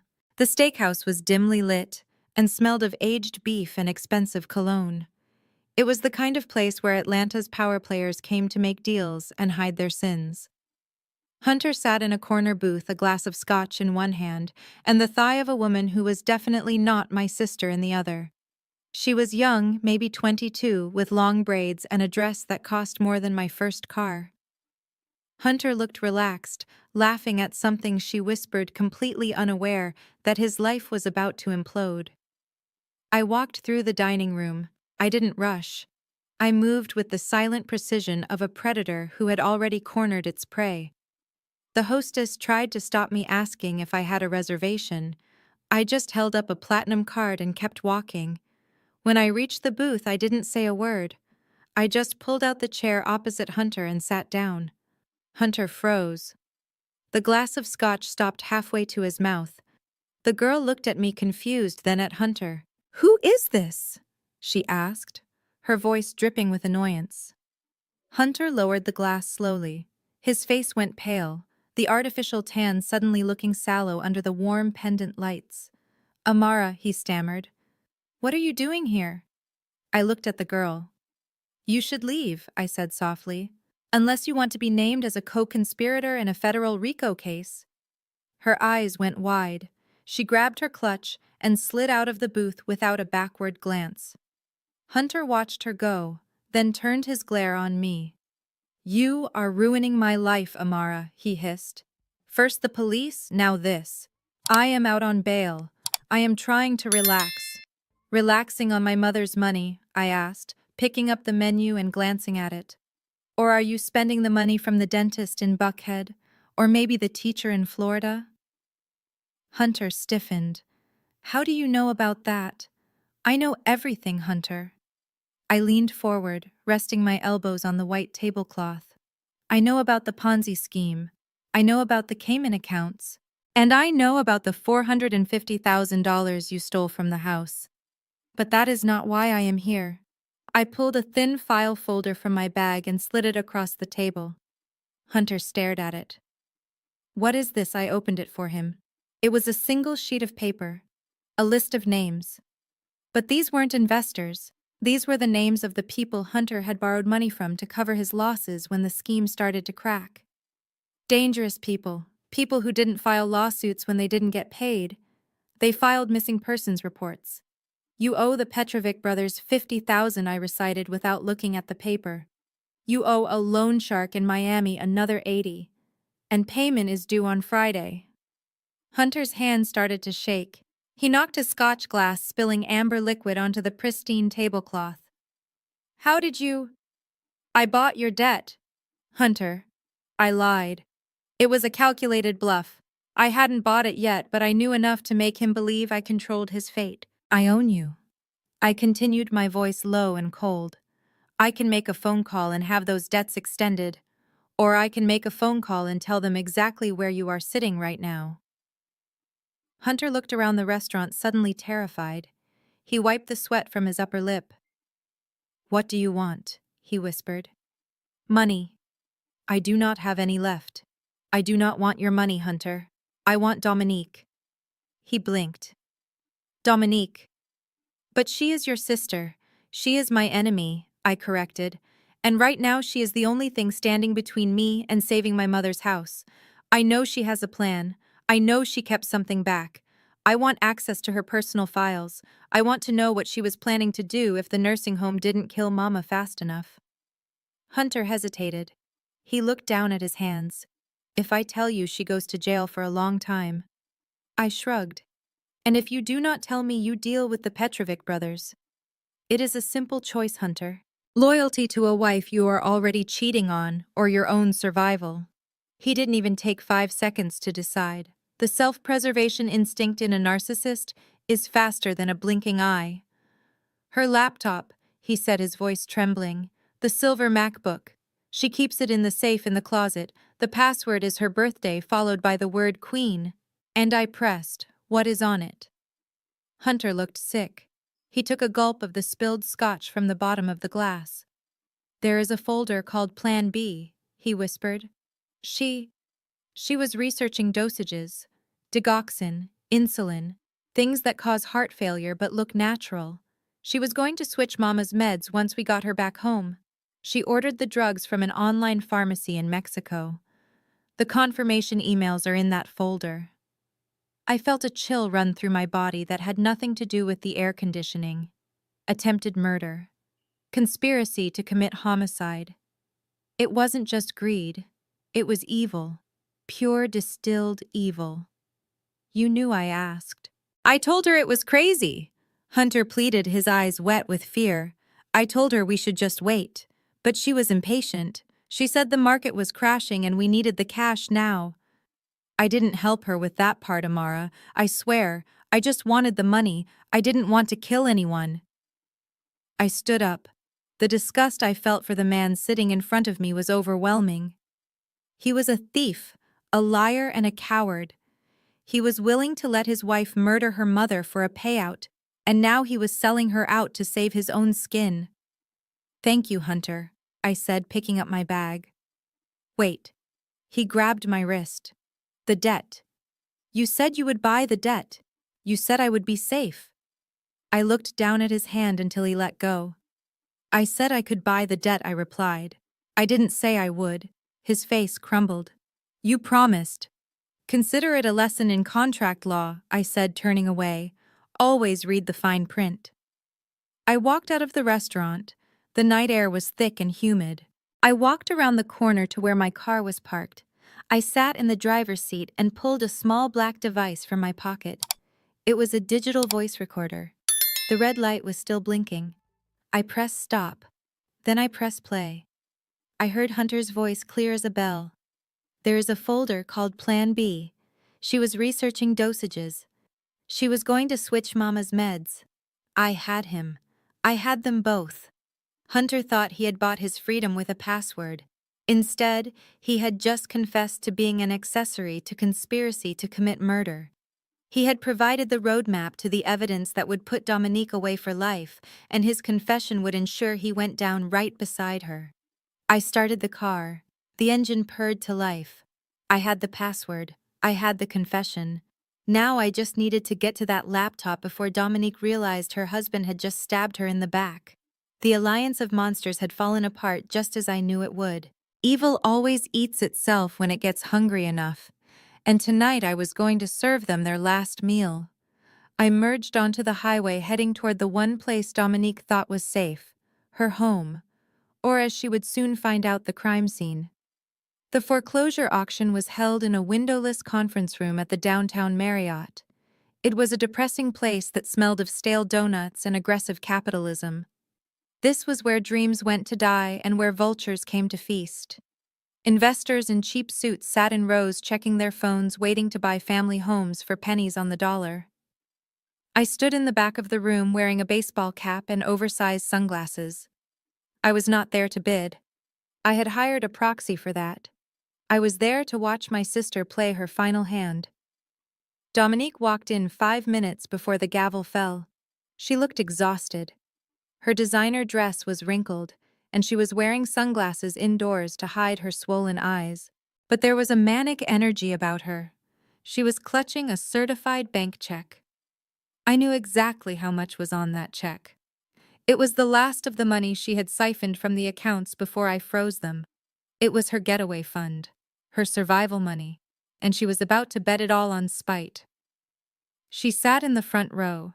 She wanted to look the auctioneer in the eye. She wanted to feel powerful again. She had convinced herself that if she could buy the debt, she could kick Mama out. She could still win the war even if she had lost every battle. The auctioneer cleared his throat. He was a bored man who had sold 1,000 broken lives. Item number 42, he droned into the microphone. A residential property located at 422 Abernathy Street. Historic brownstone. 3 stories. We are auctioning the non-performing note secured by the property. Opening bid is set at $300,000. Dominique's hand shot up. 300, she shouted. The auctioneer nodded. I have 300. Do I hear 325? A man in a gray suit 2 rows back raised his paddle. 325. Dominique whipped her head around to glare at him. 350, she barked. I watched her closely. She was shaking. She was terrified, but her hatred for me and Mama was fueling her. She would rather burn every cent she had than let us live in peace. 375, the man in gray said calmly. Dominique hesitated. I knew her limit was 400,000. That was everything. If she went over that, she would be penniless. 400,000, she screamed, her voice cracking. The room went silent. The other investors looked at her. They were there for a bargain, not a fight. 400,000 was close to market value for the debt. It was a risky buy. Going once at 400,000, the auctioneer said. Going twice. Dominique smirked. She sat back in her chair, crossing her arms. She thought she had done it. She thought she had bought the power to evict her own mother. 450,000, a voice said from the back corner. Dominique spun around. It was my lawyer, David. He was standing casually against the wall holding a paddle with the number 777 on it. He wasn't bidding as himself, he was bidding on behalf of a corporate entity. Dominic stood up. "Who are you?" she demanded. The auctioneer banged his gavel on the podium. "Order. The bid is with the gentleman in the back at 450,000. Do I hear 475? Dominique looked at her check. She looked at David. She looked at the auctioneer. She opened her mouth to bid, but no sound came out. She didn't have the money. The math had finally defeated her. Going once, the auctioneer chanted. Going twice. Sold to bidder number 707, representing Phoenix Asset Management, LLC. The gavel hit the wood with a final decisive crack. It was over. Dominique kicked the chair in front of her. She gathered her bag and stormed toward the exit. She had to pass David to leave.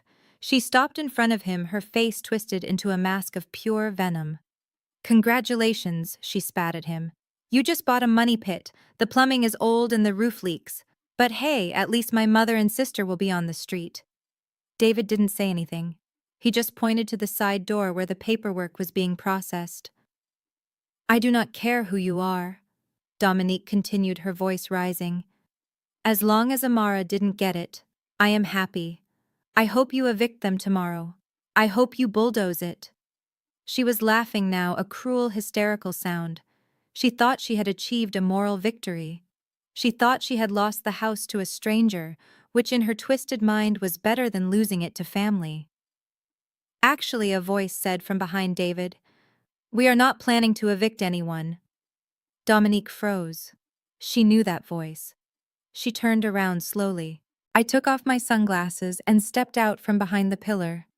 "Hello, sister," I said. Dominique looked from me to David and then to the paperwork on the table. The color drained from her face. "You," she whispered. "You are Phoenix Asset Management." I walked over to the table and picked up the pen. "Phoenix," I said, signing my name on the purchase agreement. "The mythical bird that rises from the ashes. It seemed appropriate given that you tried to burn our lives to the ground." "No," Dominique shook her head, backing away. "You can't afford this. You do not have $500,000 cash." "I didn't use my cash," I said, handing the pen back to the clerk. "I used leverage. I used the evidence of Hunter's fraud to negotiate a deal with his father. Mr. Sterling financed the purchase of the debt to keep his family name out of the press." I stepped closer to her. "So in a way, Dominique," I said, smiling, "you paid for this. Your greed and your husband's stupidity bought Mama her house back." Dominique looked like she was going to be sick. The realization hit her like a physical blow. She hadn't just lost. She had handed me the ultimate victory. "So you own the debt?" she asked, her voice trembling. I nodded. "I own the debt. I own the mortgage. And effective immediately, I am the landlord." I looked at the security guard standing by the door. "This woman is trespassing on private property," I said calmly. "Please escort her out." Dominique started to scream as the guard took her arm. "It is not fair. It is my inheritance." I watched them drag her out of the conference room. She was kicking and screaming just like a toddler who had been told no for the first time in her life. David handed me the deed. "It is done," he said. I looked at the paper. It was just a standard legal document, but it felt heavier than gold. It was the shield that would protect Mama Estelle for the rest of her life. "Let's go home, David," I said, putting the deed in my bag. "Mama is making peach cobbler, and I think we finally have something to celebrate." I walked out of the hotel into the bright Atlanta sunshine. My phone buzzed. It was a text from Hunter. He was asking if I had spoken to the Petrovic brothers yet. I deleted the message. I had bigger things to worry about. I had a house to renovate and a life to rebuild. The revenge was sweet, but the peace that followed was even sweeter. I got into my car and drove toward the West End. For the first time in 6 months, the sale pending sign would be coming down, and it would stay down forever. The morning sun hit the red bricks of the brownstone on Abernathy Street, but it brought no warmth to the people hiding inside. For the last 3 days, Dominique and Hunter had been living like fugitives in the house they tried to steal. They had sold their own luxury condo in Buckhead a week ago, thinking they would move into Mama Estelle's historic home and live rent-free forever. They had gambled everything on the assumption that Mama would never leave the nursing home. Now they were trapped. They had no money, they had no assets, and thanks to the foreclosure notice they had ignored, they had no legal right to be there. I sat in my car across the street watching the front door. I sipped my coffee, feeling a sense of calm that scared me a little. Revenge used to feel hot like fire, but now it felt cold like steel. Beside me on the passenger seat was the writ of possession, signed by a judge less than 24 hours ago. It was the legal hammer that was about to shatter my sister's delusion. I checked my watch. It was 9 o'clock exactly. Right on cue, a white van pulled up to the curb. Two uniformed deputies from the Fulton County Sheriff's Department stepped out. They were big men with serious faces and utility belts that jingled as they walked. Behind them came a team of 4 movers I had hired. They were not the gentle kind who wrap your china in bubble wrap. They were the eviction crew. They carried heavy-duty trash bags and moved with the efficiency of a demolition team. I stepped out of the car and signaled to the lead deputy. He nodded at me. We walked up the driveway together. The grass was overgrown. The flowers Mama loved were dead. In just 6 months, Dominique had managed to let the exterior decay, just like she had let her own soul rot. The deputy pounded on the heavy oak door. His fist made a sound that echoed through the entire neighborhood. "Sheriff's Department," he shouted. "Open up!" There was no answer. I could hear movement inside. I heard a frantic shuffling and a hushed argument. They were ignoring us, hoping we would just go away. It was the logic of a child hiding under the covers. The deputy hit the door again, harder this time. "Dominique and Hunter Sterling," he yelled. "We have a court order for immediate eviction. Open this door or we will breach it." Finally, the lock clicked. The door opened a crack. Dominique peered out. She looked terrible. Her hair was unwashed, tied back in a messy knot. She was wearing a silk robe that had a coffee stain on the lapel. Her eyes were darting back and forth, looking for an escape route that didn't exist. "What do you want?" she hissed. "We are sleeping. You can't just bang on people's doors like this." The deputy didn't blink. He held up the paperwork. "Ma'am, you were served with a notice to vacate 30 days ago. That period has expired. The property has been foreclosed and sold to a new owner. You have 10 minutes to gather your essential personal items and leave the premises." Dominique laughed, a high-pitched sound that bordered on hysteria. "Sold. That is impossible. This is my mother's house. I am the heir. You can't sell it without my signature. There has been a mistake. Go check your records." "There is no mistake," the deputy said, stepping forward. He used his shoulder to gently but firmly push the door open. "The bank foreclosed on the reverse mortgage, ma'am. The debt was purchased and the title has been transferred. You are trespassing." Dominique tried to block him with her body. "No, I am not going anywhere. This is my house. My name is on the will." She looked past the deputy and saw me standing on the bottom step. Her eyes went wide with rage. "You!" she screamed, pointing a shaking finger at me. "You did this. You told them to come here." I walked up the stairs until I was standing face to face with her. I could smell the stale alcohol on her breath. "I didn't tell them to come here, Dominique," I said, my voice steady. "I hired them." "What?" she whispered. I pulled the deed out of my bag. It was the document I had signed at the auction. "I told you at the hotel," I said. "I own the debt, which means I own the foreclosure rights. And since you refused to pay the $450,000 you stole, I am exercising my right as the new property owner." I looked at the movers and nodded toward the door. "Clear it out," I said. "Everything that doesn't belong to Estelle Vance goes on the curb." Dominique screamed as the movers pushed past her. They marched into the living room and started grabbing things.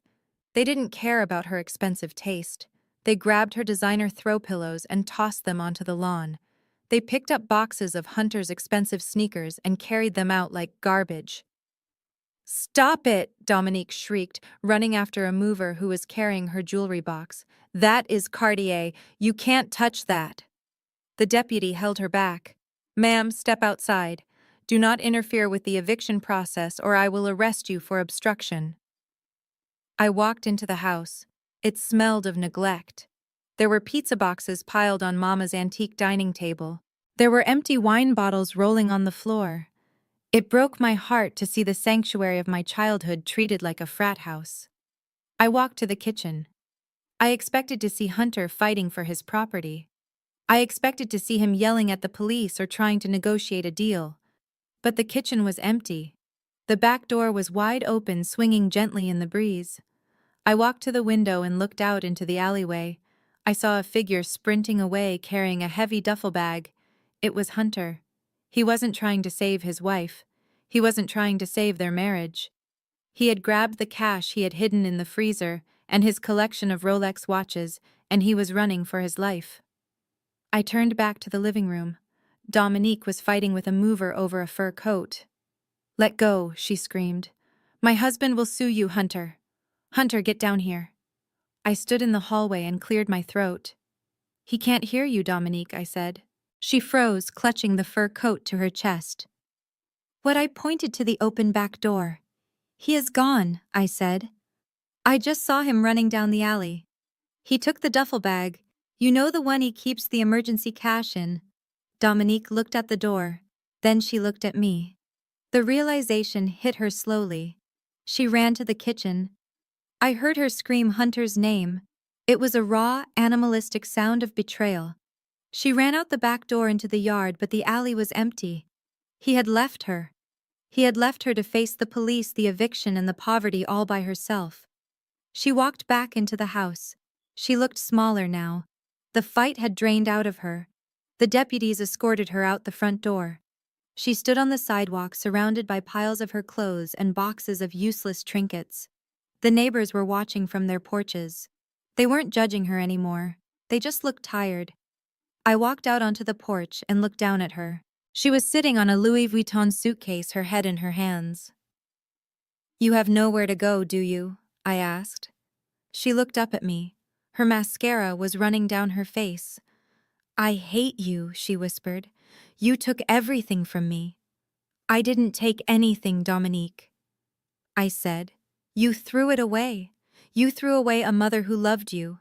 You threw away a sister who would have done anything for you. And for what? For a husband who just ran out the back door with your life savings?" I motioned to the movers to stop. The lawn looked like a yard sale gone wrong. I turned to the deputy.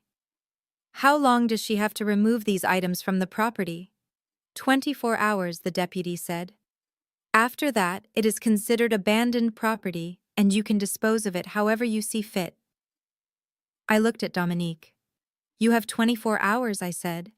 I suggest you start selling things. You are going to need the money for a divorce lawyer." I walked back inside the house and closed the door. The sound of the lock clicking into place was the most final sound in the world. I leaned against the heavy wood and closed my eyes. It was done. The house was ours again. The cancer had been cut out. I walked through the empty rooms. The silence was heavy, but it was clean. I picked up a pizza box from the floor and threw it in the trash. Then I picked up a wine bottle. I started to clean. I cleaned for hours. I scrubbed the floors. I opened the windows to let the fresh air in. I was washing away the stain of their greed. By sunset, the house felt different. It felt lighter. I stood in the living room watching the light fade across the floorboards. My phone buzzed. It was a text from Mama Estelle. "Is it over?" she asked.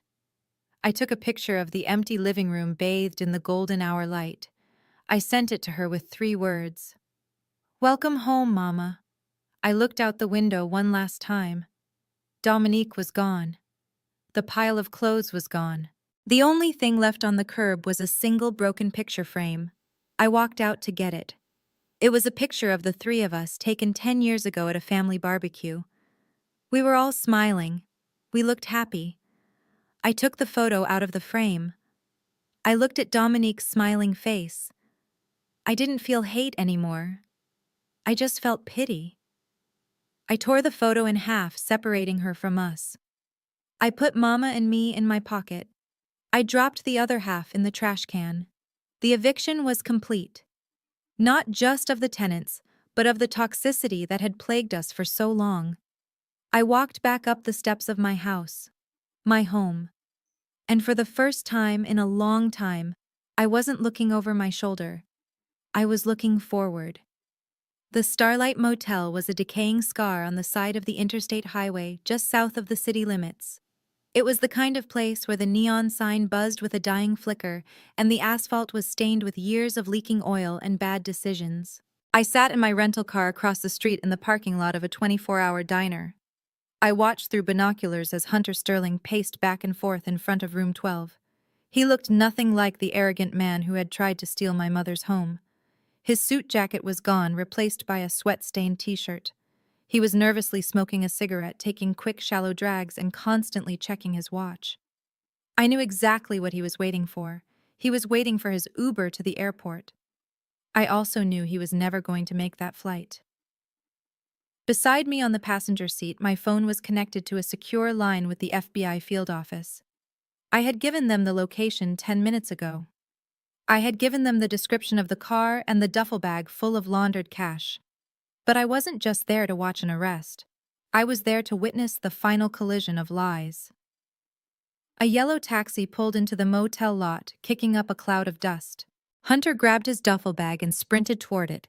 But before he could open the door, another car screeched into the lot. It wasn't the police. Not yet. It was Dominique. She jumped out of a rideshare sedan looking wild and desperate. She was still wearing the clothes from the eviction earlier that day, but now they were disheveled and dirty. She ran toward Hunter, screaming his name. "Hunter! You were leaving me! You were going to leave me here!" Hunter froze. He looked at the taxi driver who was watching the scene with bored indifference. Then he looked at his wife. The mask of the loving husband finally slipped off completely. He didn't look guilty. He looked annoyed. "Go home, Dominique," he shouted, pushing her away as she tried to grab his arm. "I do not have time for this. You have my money," Dominique shrieked, clawing at the duffel bag. "That is the equity from the house. That is my half." Hunter shoved her hard. She stumbled back, falling onto the cracked pavement. "It is not your money," he spat. "It is my money. I earned it dealing with your crazy family for 10 years. You are nothing but deadweight, Dominique. You are broke. You have no house. You have no credit. Why would I take you with me?" Dominique looked up at him, her eyes wide with shock. The cruelty of his words hit her harder than the physical shove. "But I did everything you said," she whimpered. "I put Mama in the home. I forged the papers. I betrayed my own sister for you. And look where that got us." Hunter sneered, opening the taxi door. "You were incompetent. You couldn't even keep the old woman in the bed." "Goodbye, Dominique." He threw the bag into the back seat, but before he could climb in, a siren wailed. It wasn't the long, mournful wail of an ambulance. It was the sharp, aggressive chirp of federal law enforcement. 3 black SUVs swarmed the parking lot, blocking the exits. Men in tactical vests poured out, weapons drawn. Federal agents, hands in the air. "Step away from the vehicle." Hunter froze. The color drained from his face, leaving him looking like a wax figure melting in the heat. He raised his hands slowly, the fight draining out of him instantly. The taxi driver threw his hands up, too terrified of being caught in the crossfire. Dominique stayed on the ground staring at the agents. She didn't seem to understand what was happening. She thought this was about the house. She didn't realize she was sitting in the middle of a federal money laundering takedown. I watched from my car as they slammed Hunter against the hood of the taxi. They patted him down roughly.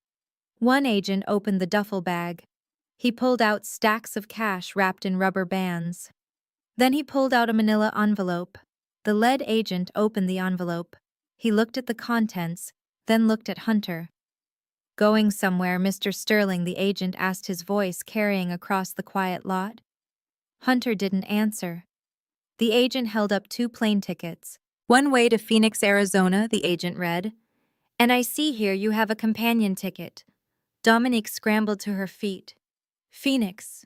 she asked, hope flickering in her eyes. Are we going to Phoenix? Is that the plan, Hunter? The agent looked at Dominique, then back at the tickets. The ticket is not for you, ma'am, the agent said dryly. It is issued to a Sarah Jenkins, and there is an infant lap ticket for a baby boy named Hunter Jr. The silence that followed was heavier than the humid air. Dominique looked at Hunter. She looked at the tickets. Then she looked back at Hunter. Sarah, she whispered. Who is Sarah Hunter? Closed his eyes. He didn't want to look at her. Who is she? Dominique screamed, launching herself at him. The agents held her back. She is his fiancée, ma'am, the agent said, checking a file. They have a 2-year-old son. He has been paying for their condo in Scottsdale with the funds he embezzled from your mother's estate. I watched Dominique break. It wasn't a crack. It was a shatter. Her knees gave out and she collapsed into the arms of the federal agent. She wailed a sound of pure agony that made the hair on my arms stand up. She had sold her soul. She had tried to kill her mother. She had destroyed her relationship with me. And she had done it all for a man who had a second family and was planning to leave her penniless in a motel parking lot. The betrayal was total. It was absolute. She wasn't the partner in crime she thought she was. She was just another victim of his con, just like the dentist and the teacher. The only difference was that she had given him more than money. She had given him her humanity. The agent cuffed Hunter and shoved him into the back of an SUV. Then he turned to Dominique. Dominique Sterling, he asked. She nodded dumbly, tears streaming down her face. You are under arrest for conspiracy to commit wire fraud, bank fraud, and identity theft, he said, pulling out a second pair of handcuffs. Dominique pulled back. No, wait. I didn't know about the other family. I am a victim here. He tricked me. That may be true regarding the affair, ma'am, the agent said, spinning her around. But your signature is on the loan applications. Your signature is on the falsified nursing home documents. And according to the evidence provided by your sister, you were a willing participant in the scheme to defraud Estelle Vance. You are not a victim, ma'am. You are an accomplice. I heard the click of the handcuffs. It was the final sound of her life falling apart. Dominique looked across the parking lot. For a second, her eyes locked onto my rental car. She couldn't see me through the tinted windows, but she knew I was there. She knew I was watching. She didn't scream at me this time. She didn't curse. She just hung her head in defeat. The reality of her choices crashed down on her. She was going to prison not because she was evil, but because she was weak. She had let a predator convince her that her family was the enemy. I watched them put her in a separate car. She looked small in the back seat. The arrogance was gone. The fashion was gone. All that was left was a woman who had lost everything because she wanted too much. I started my engine. The show was over. The FBI had their man, the bank had their justice, and Mama Estelle had her safety. I pulled out of the diner parking lot and drove past the motel. The flashing lights painted the scene in red and blue. It looked like a tragedy, but to me it looked like closure. I picked up my phone and dialed David. They have them, I said. Both of them, David asked. Both of them, I confirmed. And David, make sure the prosecutor knows about the Phoenix tickets. I want to make sure Dominique knows exactly what she went to jail for. I hung up and merged onto the highway.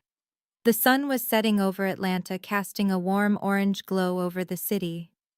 I thought about Mama waiting for me at home. We had a lot of work to do. We had to fix the garden. We had to buy new furniture. But for the first time in years, the foundation of our lives was solid. The termites had been exterminated. I rolled down the window and let the wind hit my face. I didn't smile. I didn't celebrate. I just drove. Sometimes the best revenge isn't what you do to people. It is just letting them be exactly who they are and watching the world react accordingly. Hunter was a thief, so he went to prison. Dominique was a fool, so she went with him. And I was the daughter who stayed, so I went home. It was simple, it was logical. And it was finally over. The Fulton County Superior Court smelled of floor wax and old wood. It was a smell that usually commanded respect, but today it just made me feel nauseous. We were in the final day of the trial. For the past 2 weeks, I had sat in the gallery watching the prosecution dismantle the lives of my sister and her husband. Hunter sat at the defense table looking like a man who had not slept in a month. His expensive suit hung loosely on his frame, and he refused to make eye contact with anyone. Dominique sat on the other side of their lawyer. She had opted for the innocent victim look, wearing a modest cardigan and no makeup, but the hard set of her jaw gave her away. She was not sorry. She was just angry that she had been caught. The prosecutor called Mama Estelle to the stand. The courtroom went silent as she walked to the witness box. She held her head high, gripping her cane not for support, but for authority. She declined the bailiff's offer of a hand. When she sat down, she smoothed her skirt and looked directly at the judge. She did not look at Dominique. Not once. Mrs. Vance, the prosecutor, asked gently, "Can you tell the court how you felt when you discovered your daughter had filed a do not resuscitate order in your name?" Mama took a moment to answer. Her voice was low, but it carried to every corner of the room. "I felt like I had failed," she said. "I raised Dominique to be a strong woman. I raised her to value family above everything else. To find out that she viewed my life as nothing more than an obstacle to a paycheck broke my heart in a way that no heart attack ever could." Dominique let out a sob. It was a loud, theatrical sound designed to garner sympathy from the jury. "I am sorry, Mama," she cried out. "Hunter made me do it. He said we would lose everything." The judge banged his gavel. "Order. The defendant will remain silent." Dominique slumped back in her chair, burying her face in her hands. Her lawyer whispered something urgent to her, but she shook her head, pointing an accusing finger at Hunter. "He manipulated me," she hissed loud enough for the microphone to catch. "I was a victim of coercive control. It was a good strategy. If the jury believed she was just a helpless wife under the spell of a wicked husband, she might get off with probation. But I had prepared for this moment. I was the next witness. I took the stand with my laptop tucked under my arm. I connected it to the courtroom's projection system. "Ms. Vance," the prosecutor said, "you are a forensic accountant, is that correct?" "Yes," I said. "I specialize in tracing illicit financial flows." "And what did you find when you examined your sister's finances?" I looked at Dominique. She was watching me with pleading eyes, silently begging me to back up her story. I looked away and pressed a key on my laptop. A complex timeline appeared on the large screen facing the jury. "This chart represents the financial history of Dominique and Hunter Sterling," I explained. "The defense is claiming that Hunter was the mastermind, and Dominique was an unwilling participant who only agreed to the fraud 6 months ago under duress." I pointed to a series of red bars on the far left of the timeline. However, the data tells a different story. These red bars represent withdrawals from my mother's retirement accounts. They began 5 years ago. The jury leaned forward. Dominique went pale. 5 years ago, I continued, my voice steady. Hunter and Dominique were not yet married. In fact, they had not even met. Yet on these dates, checks were written from Estelle Vance's account to a shell company called DV Consulting. DV stands for Dominique Vance. I pulled up the images of the cashed checks. "These signatures were forged," I said. "We know this because on the dates these checks were signed, my mother was visiting me in London. Dominique was the only one with access to the checkbook. She has been stealing from our mother systematically for half a decade. Hunter didn't corrupt her. He just gave her a bigger shovel to dig the hole she was already standing in." The courtroom erupted in whispers. The victim narrative evaporated instantly. Dominique wasn't a pawn. She was the architect. Hunter was just the partner she had been waiting for. Dominique stared at the screen. The evidence was irrefutable. The dates, the amounts, the signatures. It was all there in black and white. She sank lower in her chair, realizing that her own greed had left a paper trail that no amount of tears could wash away. The jury deliberated for less than 4 hours. When they returned, they did not look at the defendants. We find the defendant, Hunter Sterling, guilty on all counts, the foreman read: wire fraud, money laundering, elder abuse, and conspiracy to commit murder. We find the defendant, Dominique Sterling, guilty on all counts. The judge adjusted his glasses and looked down at them. Hunter Sterling, he said, his voice booming, you preyed on the vulnerable. You stole from the elderly to fund a life of excess. I sentence you to 15 years in federal prison. Hunter screamed. It was a raw, guttural sound. He slammed his fist on the table, shouting that it wasn't fair, but the marshals were already moving in. Dominique Sterling, the judge, continued. You betrayed the most sacred trust of all, the trust between a child and a parent. You stole your mother's past to pay for your future. I sentence you to 8 years in federal prison. Dominique didn't scream. She just went limp. The marshals pulled her up by her arms. As they led her away, she turned her head. She looked for Mama, but Mama had already walked out of the courtroom. So she looked at me. Her eyes were dark and hollow. There was no apology in them, just a cold, empty hatred. I watched her until the side door closed behind her. I didn't feel happy. I didn't feel sad. I just felt a heavy weight lift off my chest. The ledger was finally balanced. 6 months later, the brownstone on Abernathy Street looked like a scene from a holiday greeting card. Snow dusted the railing of the front porch, and a wreath made of fresh pine and holly hung on the black front door. Inside, the air was thick with the smell of cinnamon and roasting turkey. The house was alive. I stood on a stepladder, carefully placing a gold star on top of the 12-foot Christmas tree in the living room. Mama Estelle was sitting in her favorite armchair, conducting the placement of ornaments like she was leading a choir. A little to the left, Amara, she directed, pointing with her cane. No, not that left. Perfect. I stepped down and admired our work. The tree was covered in lights and ornaments that spanned 3 generations. There were glass balls from the 1950s, wooden soldiers from my childhood, and new crystal snowflakes we had bought together this year. The doorbell rang. It was David, our lawyer. He walked in, shaking snow off his coat, carrying a leather portfolio. Merry Christmas, ladies, he said, accepting a glass of eggnog from Mama. I have a present for you, he said, handing the portfolio to me. I opened it. Inside was the deed to the house. But it looked different. The owner wasn't listed as Amara Vance anymore. It was listed as the Estelle Vance Irrevocable Trust. It is done, David said. The house is now a protected asset. No one can touch it. Not a bank, not a creditor, and certainly not a family member looking for a payout. It belongs to the trust in perpetuity. I ran my hand over the paper. This was safety.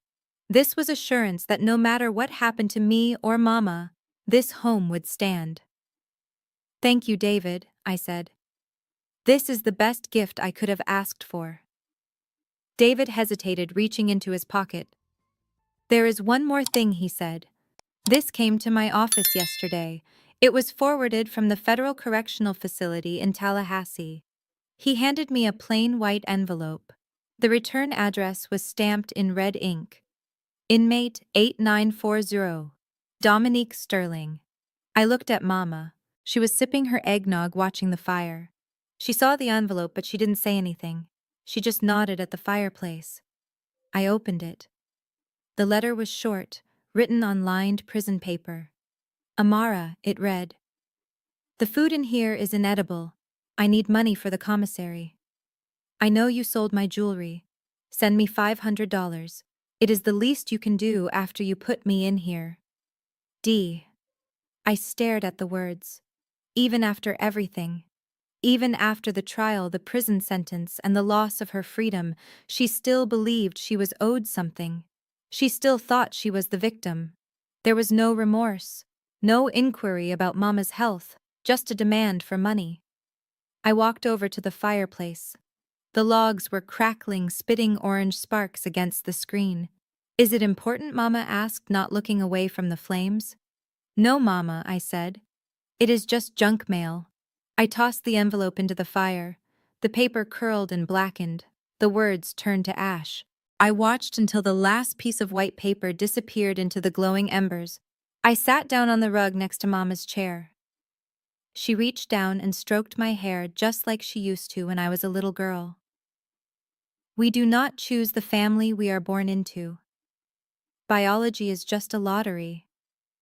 But we do choose how we protect ourselves. We choose who gets a seat at our table. For a long time, I thought family meant sacrificing your own peace to keep the peace. I thought it meant forgiving the unforgivable just because we shared the same blood. I was wrong. The sweetest revenge wasn't seeing Hunter in handcuffs or Dominique in a prison jumpsuit. That was just justice. The real revenge was this. It was the warmth of the fire. It was the smell of the tree. It was the safety of a home that was finally truly ours. I looked up at Mama. She was smiling at the tree, humming a Christmas hymn under her breath. I picked up my glass of wine. "To us, Mama," I whispered. She looked down at me, her eyes twinkling. "To us, Amara, and to the phoenix."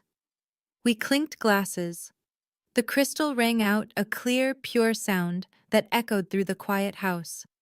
Outside, the snow continued to fall, covering the scars of the past in a blanket of pristine white. The screen faded to black, but for the first time in a long time, my life was just beginning.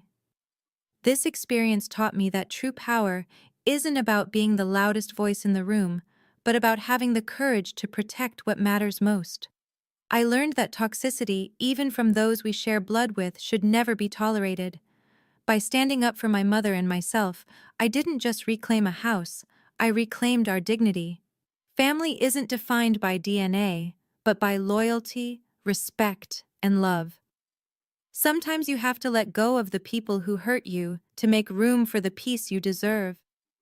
If you've ever had to fight for your family against all odds, like and subscribe for more stories of justice and resilience.